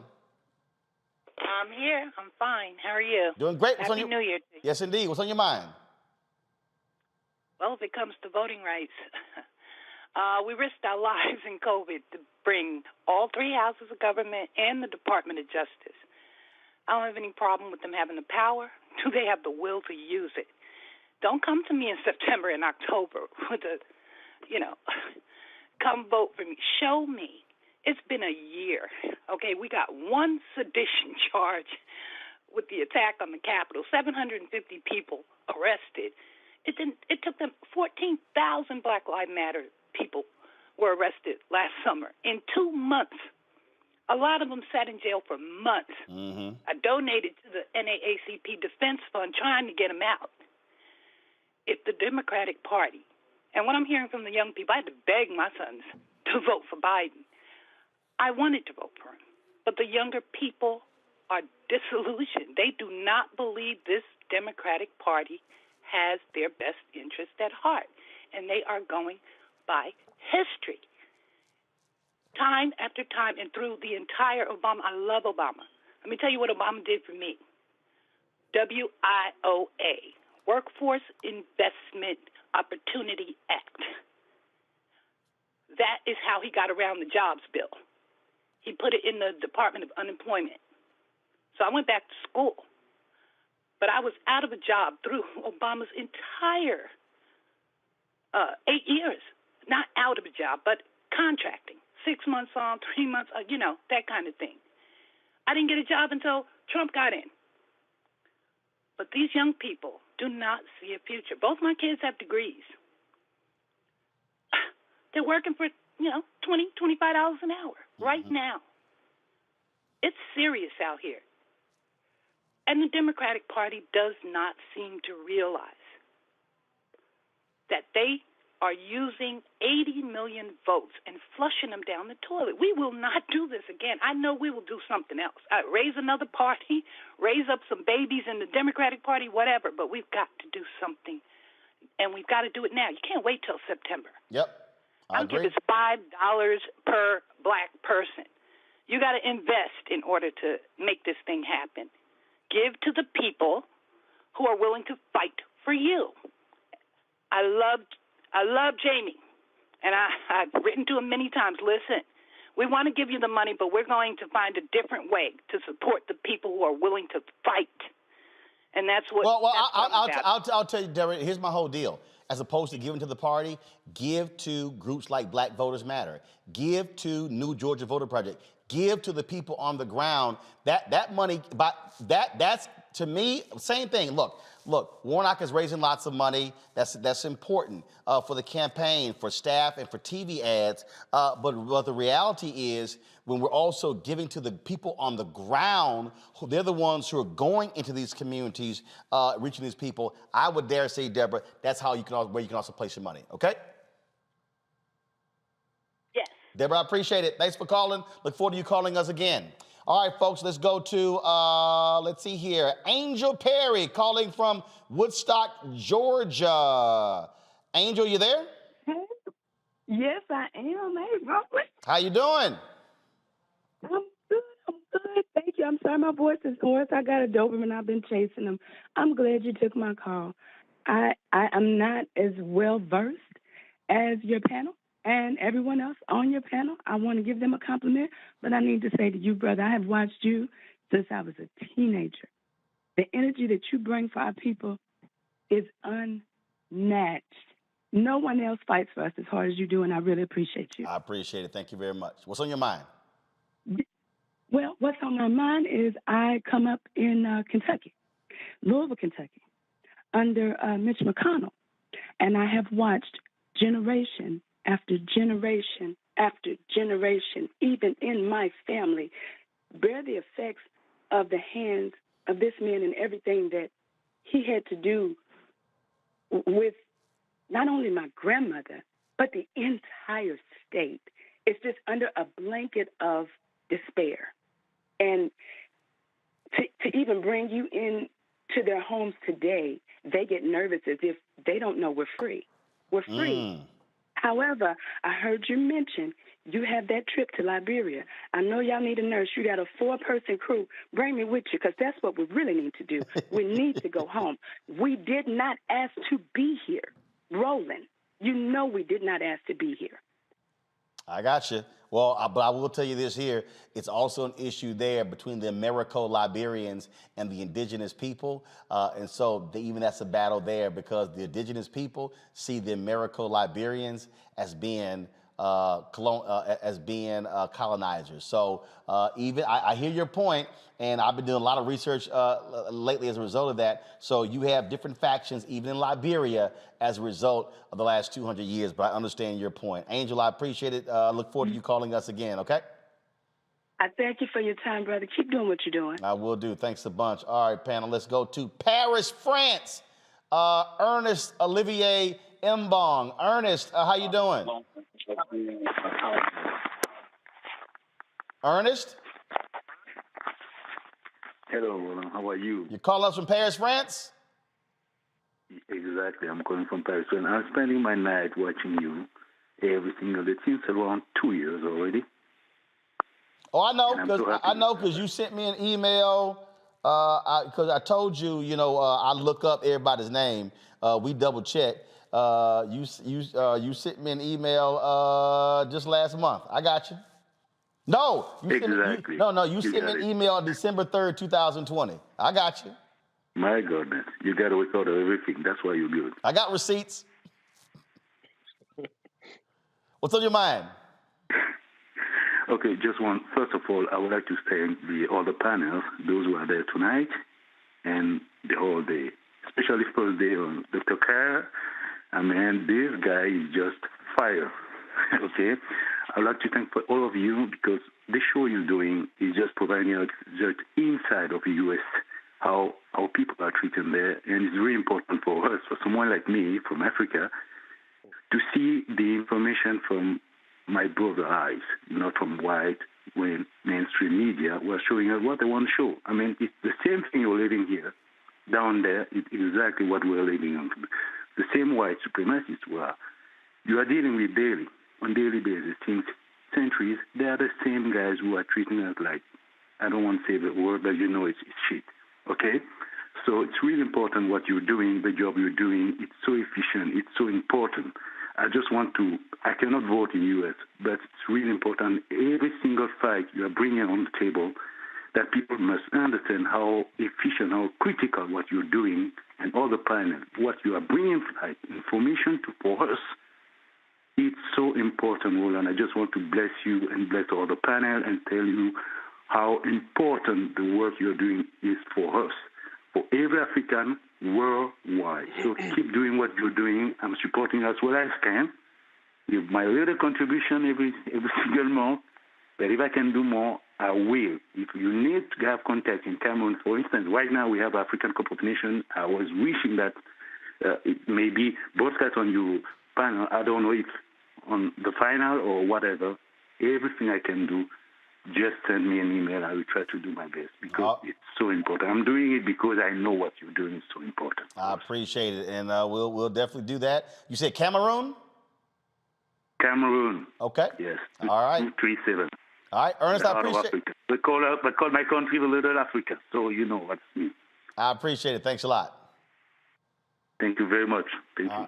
God bless. Thank you very much. See, that's the thing, Matt, Kelly, Michael, that I keep telling people that, this isn't for us. This is not just a thing that's just happening here. The ability for us to be able, by streaming on these platforms, we're talking to people all across the world. When I look up our analytics, we're able to break down the analytics when I pull them up on YouTube, and they're showing me, in terms of the countries, the content, things along those lines. It's showing us. The Caribbean is showing us. All these different places where they actually are seeing us. Like I'm looking here, audience stuff along those lines. And top geographies: U.S., United Kingdom, Canada, Australia, South Africa, and so we're just not just talking to us in the 50 states.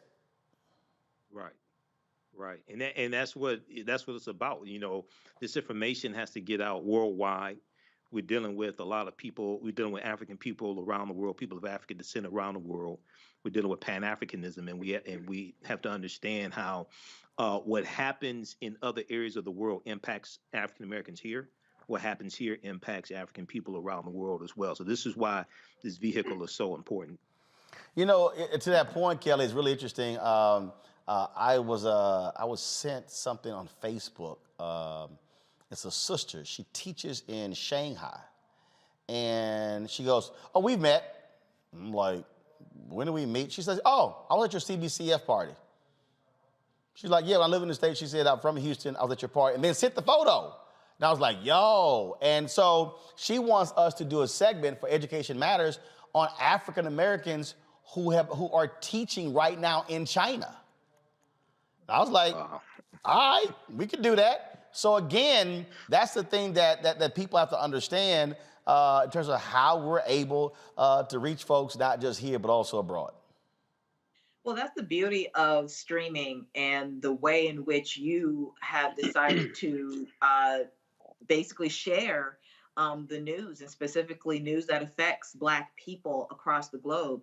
Platforms like YouTube, Facebook, even the Black Star Network, all of these things aren't just siloed to digital TV or analog even if that even still exists at this point.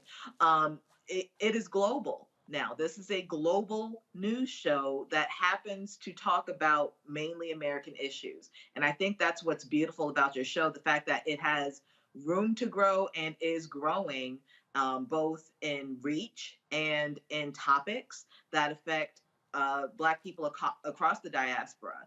The fact that this woman is in Shanghai right now, there are issues, good and or bad, that affect Black people in other countries. You know, Black Americans who are expats have a completely different experience than expats of other races and the like.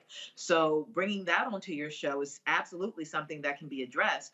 And, you know, it is, again, what makes this show so amazing, the fact that because it's yours, you have the power to do it all without having to go through so many steps and bureaucracies to get the message out. Well, shout out to Jessica Rugley. She is the teacher, she's from Houston, and so shout out to her. She's a teacher in Shanghai, and so look forward to having her on the show soon. All right, y'all. Donald White from New Jersey. Donald? Let me click the talk button. Donald, how you doing? Yeah, I'm good, brother. How you doing? Doing great. What's on your mind? First of all, Happy New Year to you and the new studio. I love it. I appreciate it. All right. So, I saw the show yesterday, which I've been, you lit that jiggle on fire. So, I'm going to get right to the point. To the panel. Let's say you got a Isaiah Montgomery within your household. How do you deal with that? Uh-oh, Matt, I'm gonna let you answer that one. If you got an Isaiah T. Montgomery, the brother who, the only Black guy at the Mississippi Constitutional Convention in 1890, who voted with the white racists to take the vote away from Black people, what you gonna do? Call his ass out. Can I say it like that? You got to speak right to him. You got to speak right to him. We can't, you know, half step around it. It's got to be exactly what it is. And what I want to say, Roland, is look, the thing I've really appreciated tonight is all these people that called in. I feel like every single one of them is family. And when we're talking family, we got to talk truth. And if this brother's in my family, I got to tell him, Unc, you sound crazy. You need to not be talking like that, and you need to do what needs to be done. So we need to call him out. Simple. I don't think there's anything else to say beyond that. You cool with that, Donald? All right, that was cool. All right, so here's the second question. So you got people trying to press on these voting rights acts, right? Mm-hmm. And nothing is getting pushed through because of Manchin and Sinema. But how about this one here? What is taking so long to get rid of Mr. DeJoy from the post office? All right. Kelly, Michael, y'all want to tackle that? With Mr. DeJoy, he's on his way out. It's not with that position. That's not a position that the president can just fire. It's my understanding. It's a panel that has to oust him, but he's on his way out, Mr. DeJoy. If you've been following that, NBC News, New York Times, Washington Post has been covering that. Mr. DeJoy is on his way out. Right. So that's the actual First of all, the U.S. Postal Service, people don't. It's a quasi-government thing. Right. People don't understand how that works, and so the president appoints the board of governors. The board of governors hires and fires the position that DeJoy has. And so Biden just named a new chairman of the board. DeJoy sycophant is out. A new person is in. Biden now has a majority of his appointees who are on the board. And so, yeah, don't be surprised when you see him out of a job real soon. Donald, we appreciate it, my brother. We look forward to you calling back. Right on, my brother. Keep the power moving. Thanks for supporting the show. Let's go to Wayne Booth. Wayne Booth is calling from, Wayne Booth is calling from Maryland. What up, Wayne? Oh, how are you? Great. What's on your mind? I wanted to express my appreciation for what you do and the way you do it. I wish that I could make more of a contribution myself. Well, we appreciate whatever you've given. We appreciate it. And I'm spreading the word as well. I have a consideration, if you would. Yep. I'm concerned. I'm concerned about what looks like our people's perception of what's going on. I'm seeing considerable distractions. If it isn't one thing, it's another. But it seems that the other side has been successful in getting the voting laws changed so that they can maintain control of Congress. When you say distractions, how? What distractions? Okay. To make these issues about, for example, with the COVID, the pandemic, the distractions with constitutional rights versus wearing a mask. They make distractions with, when we talk about defund the police, they turn it into something other than what it is.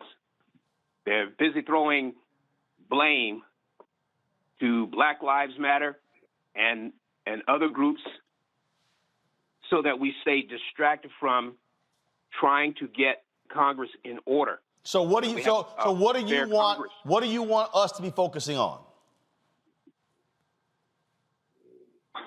Well, it's more of a question.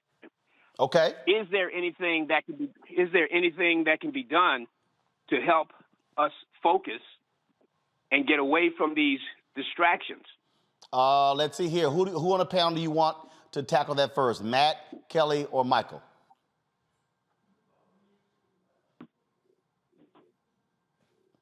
Wayne? I'm here. Who you want to answer that first? Matt, Kelly, or Michael? Let's start with Kelly. Kelly, go. The question being, how do we get rid of distractions, or how do we refocus? Oh no. How do we get our folks to focus on the issues that matter? Well, it depends on what issues we're talking about, though, because my thing is the list of issues that he stated, those are important issues. And you can walk and chew gum at the same time, right? You can focus on more than one issue and get things done. The problem is when you have a Congress that does not want to do its job for the sake of lack of bipartisanship, as if bipartisanship is like the key or the golden egg and will make everything better. That's not what's happening right now. I personally believe that as a conglomerate, Black people are actually quite focused. The problem is we have so many issues and all of them need to be addressed. So it's not that we don't have focus. We don't have a Congress that understands what our focuses are. And until we get to that point, we're going to be keep having this issue time and time again, because we have a Congress right now, specifically a Senate right now, that does not understand the urgency of now. All right, Wayne, you good? That helps. All right, Wayne, I appreciate it. Thank you so very much. Look forward to your calling again. Thank you. Ainsley Reynolds from New Jersey. Hey, Ainsley. Issues that matter. Ainsley? Yes. Yes, you're on the air. Oh, Brother Roland, my good brother, I just wanted to call in to say congratulations on the new studio and that I will continue donating. I did have one question unrelated to the topics today. Sure, go ahead. OTT, you mentioned the OTT network. Can you just explain exactly what that is? Okay, all right. So this is what OTT is. And so when you're watching ABC, NBC, CBS, that's broadcast television. When you're watching cable television, obviously that's cable, meaning you have to have cable to get it. So broadcast is called over the air. That's OTA, over the air, meaning your antenna picks the channels up, okay? Then you have cable television, has to come into your home. OTT is called over the top, meaning it's not. And so when you see linear television, you hear that phrase, linear television is describing broadcast and cable. Over the top is really talking about essentially apps, meaning it's not broadcast, you don't need broadcast, you don't need cable, it's over the top. And so that's what OTT is. And so the Black Star Network is an app, meaning you can stream it, you can have it on your Apple phone, Android phone, Roku, all different platforms where you can watch TV, if you will, or streaming TV. That's what OTT is. And so, it costs a lot to do broadcast television. It costs a lot, to have your cable network, but OTT is a lot cheaper, easier for us to be able to reach. And so we stream on YouTube, we stream on Facebook, but this means this is our own network, our own channel. We set the rules. We abide by the rules. So perfect example. There are things that we can and cannot do on YouTube and Facebook. Well, because we own Black Star Network, then we can actually do that. Facebook used to have a 4-hour limit when you live stream, 4 hours, and then it would cut off. Well, our OTT platform, we're simply unlimited. And so that's actually what it is. And so when you're out there, so look what the networks have done. NBC has launched Peacock. That's their OTT platform, their streaming network. You've got Discovery Plus. CNN is launching CNN Plus. Fox launched Fox Nation. And so all of these networks are launching their own OTT channels in order to be able to get you watching streaming. So give me a wide shot, folks, just so y'all understand. So you're going to see right here with this wide shot here, I've got laptop here, iPad here, I got 2 iPhones. That right there, Ainsley, is when the app is on all of these platforms. That's OTT. And so that's what it is. So you don't need an antenna, you don't need cable. All you need is to download it onto one of your devices. And so if you're at home, so let's say, you know what, you don't want to watch on, this little thing. You don't want to watch on your laptop or on your iPad. You can get the Roku device. You can get, again, all kinds of different devices. You can get Apple TV. There are different devices. So therefore, if you got a 65-inch TV, an 82-inch TV, you can literally plug the device up to it and then literally watch this show on your television. You can download the app and boom, you're just sitting there, click, boom, boom, boom. Next thing you know, you're watching the show. So it's no different. Last point, Samsung, and I think Vizio and LG as well, they literally have their own programming grid inside of their television. So it's called Samsung Plus. And so their newer TVs, they actually have their own channel lineup. And so you can sit here and go to Newsy, go to Cheddar, and literally it's like a guide, a grid, same as for your cable, and see those channels. Our goal is to launch a 24-hour streaming channel this year, so the exact same thing. So in this case here, this is the last point I'll make. You're watching this show right now, so when we go off, so the show, we just sort of stop streaming, then that's it. We might stream something else. Well, we're going to be launching a 24-hour streaming channel. So just like when you're watching ABC and you turn it on and a program is already on, and what's the next one? The same thing with the cable network. We're going to have one of those channels, and so we're going to be taking a lot of our library content, our interviews with people like Fred Gray and Jim Lawson and Rich and Glenn Turman and others, events that we've covered, speeches that I've given, panels that I've been on, taking our news shows. We're launching 4 news shows on Black Star Network on the week of February 1st. A business show with Deborah Owens, a wellness show with Reverend Dr. Jackie Hood Martin. We're launching a daily For the Culture show with Faraji Muhammad. We're launching a weekly show, The Black Table, with Dr. Greg Carr. And the goal is to launch 4 more shows at the end of the year. And so you'll be able to see those shows. You just go to the app, boom, click it. I want to see that show. But eventually, you'll see those shows programmed on our 24-hour streaming channel. Fantastic. So when you've given whatever you've given, that's what you're giving to support. Not just the show, not just development of the studio, not just the building out the OTT app, which costs us $160,000 a year, but it's also bringing on these new shows. So when you see MSNBC with all of their shows and CNN, well, guess what? We want to have the exact same thing, our own network, Black Star Network. Thank you, my brother. One other thing, I need you to give Reese a show. Don't worry. We'll talk. First of all, Reese got a job. So Reese got a job, and she's doing Black Women's Views. But trust me, that is on the radar. And I love all of the Black women that you have on. I don't know of any other show that has all of those intelligent Black women that come on the show. Keep it up, my brother. Don't have too many more Sigmas and Qs and Kappas on the show. Just keep it to where you know where it's at, and bring on some more alphas. That's what I'm talking about. Well, 06, my brother. You just hurt Michael's feelings. All right, my brother. All right, Ainsley. All right, brother Reynolds. I appreciate it. Look good. I appreciate it. All right. Good. What'd you say, Michael? We make Roland look good. You know, it's a team effort.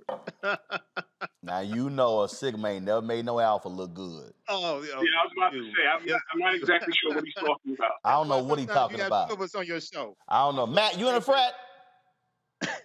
That's a long story. No, I'm not. Not D9 at least. Oh, long story. What? You in a white frat? You in a band frat? You in I'm a Symphonian. No. I'm a Phi Mu Alpha brother, but I'm a legacy for something. So we'll talk later, Roland. All right. I'm just checking. Come on, all right. Come on, brother. Ainsley, I appreciate it. Thanks a lot. All right, y'all. I gotta get in one more break, and then I got one more break, right? Okay, I'm gonna get in one more break, and we're gonna come back. We're gonna take a couple of more callers, then we're gonna close it out, y'all, to kick off MLK weekend. You're watching Roland Martin Unfiltered, taking phone calls for the first time right here on the Black Star Network. We'll be back in a moment. When you study the music, you get Black history by default. And so no other craft could carry as many words as rap music. I try to intertwine that and make that create whatever I'm supposed to send out to the universe. A rapper, for the longest period of time has gone through phases. I love the word. I hate what it's become, and to this generation, the way they visualize it. Its narrative kind of like has gotten away and spun away from, I guess, the ascension of Black people. To be smart. Roland Martin's doing this every day. Oh, no punches! Thank you, Roland Martin, for always giving voice to the issues. Look for Roland Martin in the whirlwind, to quote Marcus Garvey again. The video looks phenomenal, so I'm really excited to see it on my big screen. Support this man, Black media. He makes sure that our stories are told. See, this difference between Black Star Network and Black-owned media and something like CNN. I got to defer to the brilliance of Dr. Carr and to the brilliance of the Black Star Network. I am rolling with Roland all the way. Honored to be on a show that you own. A Black man owns the show. Folks, Black Star Network is here. I'm real revolutionary right now. Roland was amazing on there. Stay Black. I love y'all. I can't commend you enough about this platform that you've created for us to be able to share who we are, what we're doing in the world, and the impact that we're having. Let's be smart. Bring your eyeballs home. You can't be Black-owned media and be scared. You dig?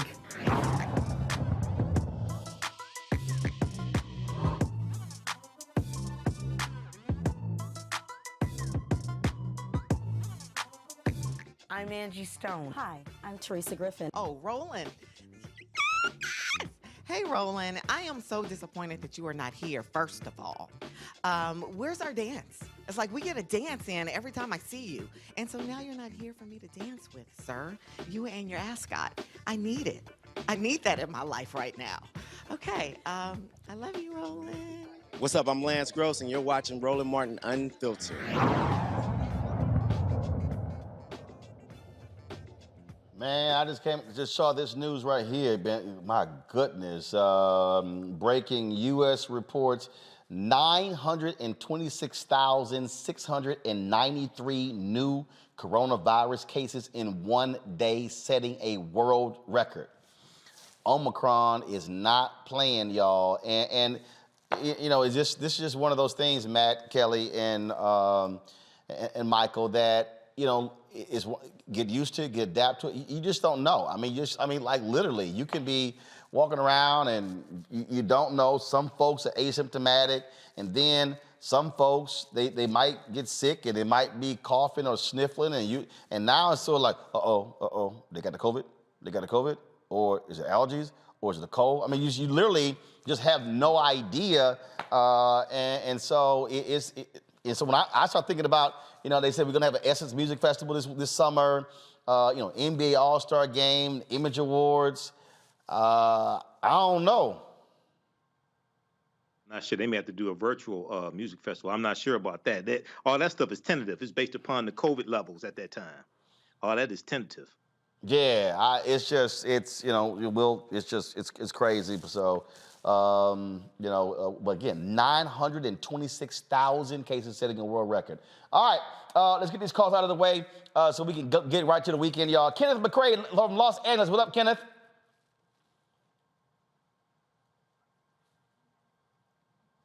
Kenneth, what's on your mind? What's happening, Roland? All good. What's happening, Roland? All right, man. I just called to say congratulations, man. I was with you when you was with TV One. I was with you when you left TV One and was going live from the house and taking calls at the house. You know, I was one of the original Bring the Funk fan club members with you at Roland Martin Live, man. Just wanted to say congratulations. I'm an audio guy. I'm a lighting guy. Man, you sound good. Lighting is popping. Backlighting is popping. Everything is popping, man. I got one request, though. Yes. Can we get a Black History segment?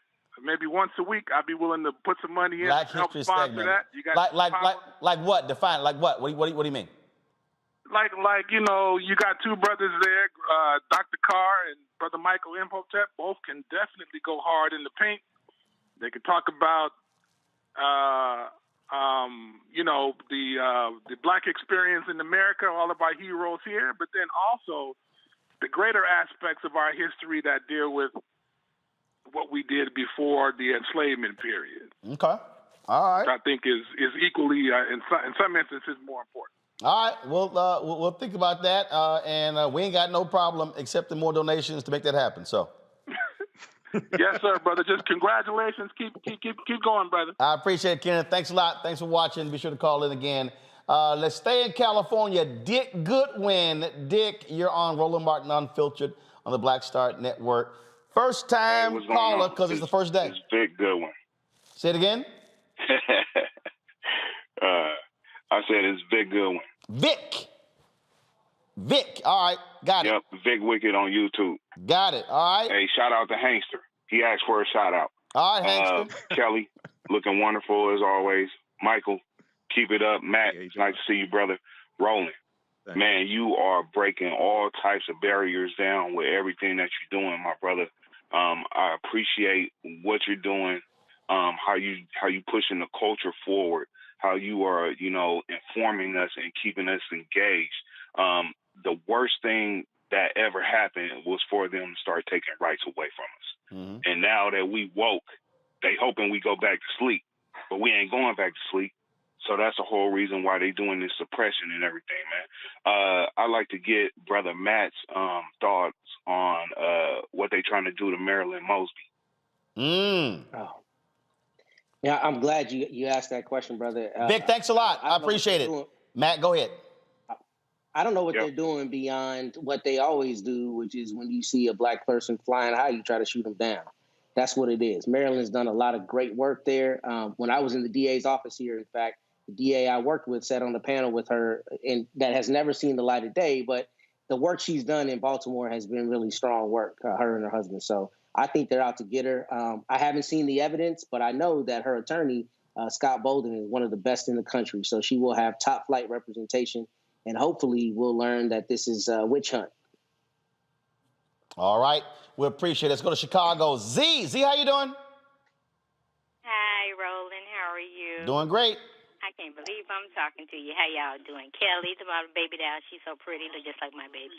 However, I need to turn my TV down. Okay, hi. So I got so much to say. But anyway, Rhoda, I'm one of those two lifelongers. I got you still on my TiVo. Over 300 shows when you was on Washington Watch. Wow, are you serious? Right. Yes. You know what? Right now on my DVR. I might need to send Keenan to your house so we can extract as many of those, because he's in Chicago, and he would record the show, and we'll upload it, and so there's some episodes he missed. So yeah, we might have to get your number and go through your collection of shows to track down some of the good stuff. And stuff on, yeah. And I got you two on my DVR right now, over 300 shows. So I'm fighting every day when the recording comes on. It's trying to erase the old ones. Anyway, there's so many different connections. You spoke at, I'm a member of Salem. You spoke at my Arise 2014. You was our keynote speaker. So you did so many things. But I love you guys. I mean, people get tired of me. Would you shut up about what Roland said? I've got so many members. I've actually got a couple of ancestors. My great aunt just passed in November. She loved to watch it. She was an educator, kindergarten teacher for 40 years. She just said, tell him to stop screaming and hollering at people so much. Turn him off. He's hollering too much. Getting on my nerve. So be a little gentle to the women. You know, you overspeak some people sometime, and that's criticism. It's all good. But anyway, I just love you. Sometimes I gotta holler at some. I gotta holler at some people. No, let them get their thoughts out sometime. Because what you do is you jump in and they never come back to get their thought. I want to hear everybody's point of view because I love you all. And Dr. Carr, oh my God, it's just amazing. It really is. You know, he does so much for the ancestors, but I get emotional thinking about it. Well, look, we appreciate. Thank God for you all. Well, Z, we appreciate you watching all of these years. Sorry to hear about the loss in your family, and we're gonna keep bringing the funk, regardless of what anybody else say. We appreciate it. Absolutely. All right, look forward to you calling back. And y'all, get Z's number. We got to go to her house and download some of them shows, 300 shows. Z, I appreciate it. Thanks a lot. Love you. All right, thanks a lot. Y'all, we're going to last caller for today, Sonia Little. She's out of Atlanta. Sonia Little, you're going to be the last caller we're going to chat with. Glad to have you on Roland Martin Unfiltered. What's up? Hey, Roland. Leave the best for last. I just want to say it is a pleasure speaking with you. I'm so glad that you are doing this. One, you got the best panelists. Speaking to Kelly, Michael, Matt, just really seeing him. But all of your panelists, Monday through Friday, are awesome. I've been watching you from CNN on down to One, and here we are, the Black Star Network. I don't have a comment.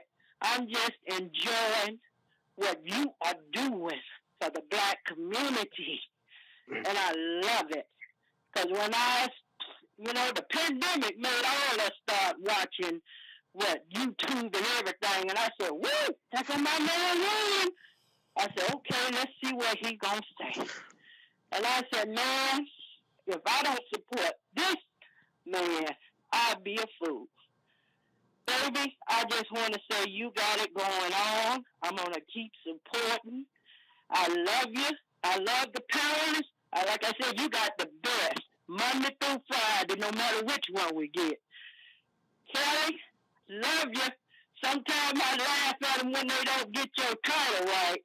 Michael, you up on it. And Matt, I might call you just because I need a lawyer. Yes, ma'am. Yes, ma'am. I love you, man. Sonia, I appreciate it. Sonia, I appreciate it. Thank you so very much for all the support. We love you as well. Thanks a lot. Bye-bye. Oh, man. Wow. That's awesome there. These folks gonna make me tear up. I mean, look, we created this from day one. It's so funny. when the brother called, he talked about me doing the show from the crib. There were people who, they were like, oh man, what you doing? I'm like, trust me, we building something. And all of this, and I just want people to understand, all of this was exactly what was the vision a long time ago. Was the vision long time ago. But you got to build it. You got to build it, and as simple as that. MLK weekend, protest tomorrow in Arizona.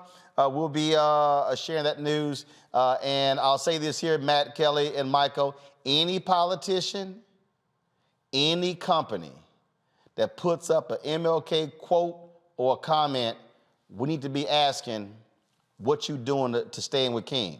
If you're a corporation, you saluting King, how many blacks are on your board? Who are your black senior executives? What black-owned media are you supporting? What black institutions are you supporting? Do not let people pimp this weekend like they always do. Y'all, each one, final comment, take us home.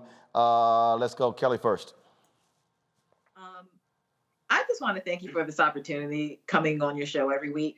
And the fact that this was your first time having all these callers. It was so much fun to just hear everybody's point of view and hearing their voices as opposed to seeing it in the chat. It was just a real treat and a really wonderful way to end my Friday. As for MLK Day, again, just have it in your heart to have the courage to tell people to stop using his quotes as performance art. You know, if you're going to talk about it, be about it. And we go through this every single year, but with this being an election year, it is now more important than ever to really get the message home that MLK was more about radical justice as opposed to, you know, placating white people. And we need to keep that in mind in order to honor his memory the right way. Absolutely. Matt. All I'm gonna say, brother, is that I just feel like all of y'all are family, and I'm so blessed to be here with you and honored to be on your show every week and to learn from you. And all the callers today were a testament to the profound effect you've had for our community. So thank you for what you continue to do. Thank you for letting me be a part of it. And thank you for all the people who are calling in, because I feel like every single one of my aunties and uncles is calling in tonight. So I appreciate it. Michael. All right. Well, you know, Roland, this is great. The callers are great as well. And if in addition to what you said about the corporations posting on social media, we also need to press them. If you speak out about Dr. King, where do you stand on the John Lewis Voting Rights Act, and what are you doing to get it passed? On Dr. King Day, I'll be in West Virginia, my first time in West Virginia. I'll be in Joe Manchin State. I'll be speaking at Davis and Elkins College. The Black Student Union is bringing me there to speak for that Dr. King Day celebration. And then Saturday, I'm teaching an online class from the Civil War to the Civil Rights Movement and Black Power, 1865 to 1968.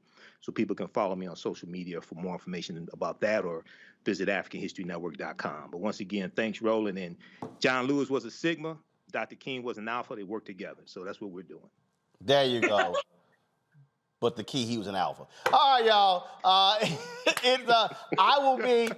will not be on the road this King weekend. It's probably been the first time in a long time, but it's all good because we will be live on Monday right here on Roland Martin Unfiltered. That's a work day for us because we cannot allow mainstream media to present that civil rights, what I call a civil rights bobblehead, the civil rights mascot. That's how they sort of present Dr. King. No, we will be sharing with you the radical Dr. King. You also want to tune in over the weekend because we have some amazing interviews lined up. The folks that I've done interviews in the past with people who work with Dr. King, Sardona Clayton, Reverend Jim Lawson, Bill Lucy, Clarence Jones, who was his attorney, Dorothy Cotton, who was the only woman in the inner circle of SCLC.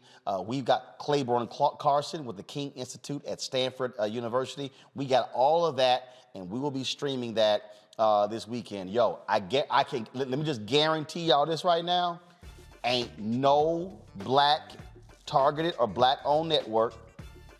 There is no other black newspaper or black digital operation that is going to have the kind of coverage we will have this weekend for people who knew King, who worked with King, who's still moving forward with this memory. So trust me, you want to download the Black Star Network app, Apple phone, Android phone, Apple TV, Android TV, Roku, Amazon Fire Stick, Samsung, as well as Xbox. And of course, please support us in what we do. Your dollars make this possible. Yes, we've gotten some advertising. Yes, we want to get more, but trust me, your dollars are critical for what we do. So join the Bring the Funk fan club. Cash App, $RM Unfiltered. PayPal is R Martin Unfiltered.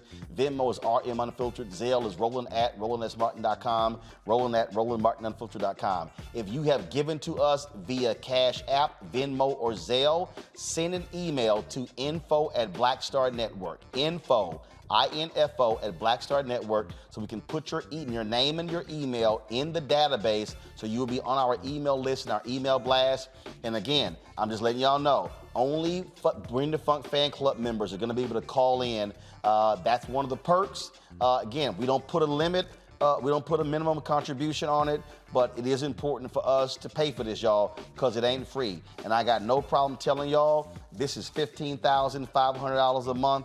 Our live streaming equipment, look, just taking those phone calls, that's a cloud-based solution. That cost us as well. None of this stuff is free. So that's why we appreciate all of y'all who support what we do. We close the show out every single Friday, but we run all of the names of our Bring the Funk fan club members. Since we launched this show, since we launched the show, we've had 22,018 people who have contributed to this show, and probably another 50 have come in since we've been on the air. So thank you so very much. I'll see you guys Monday, King Day.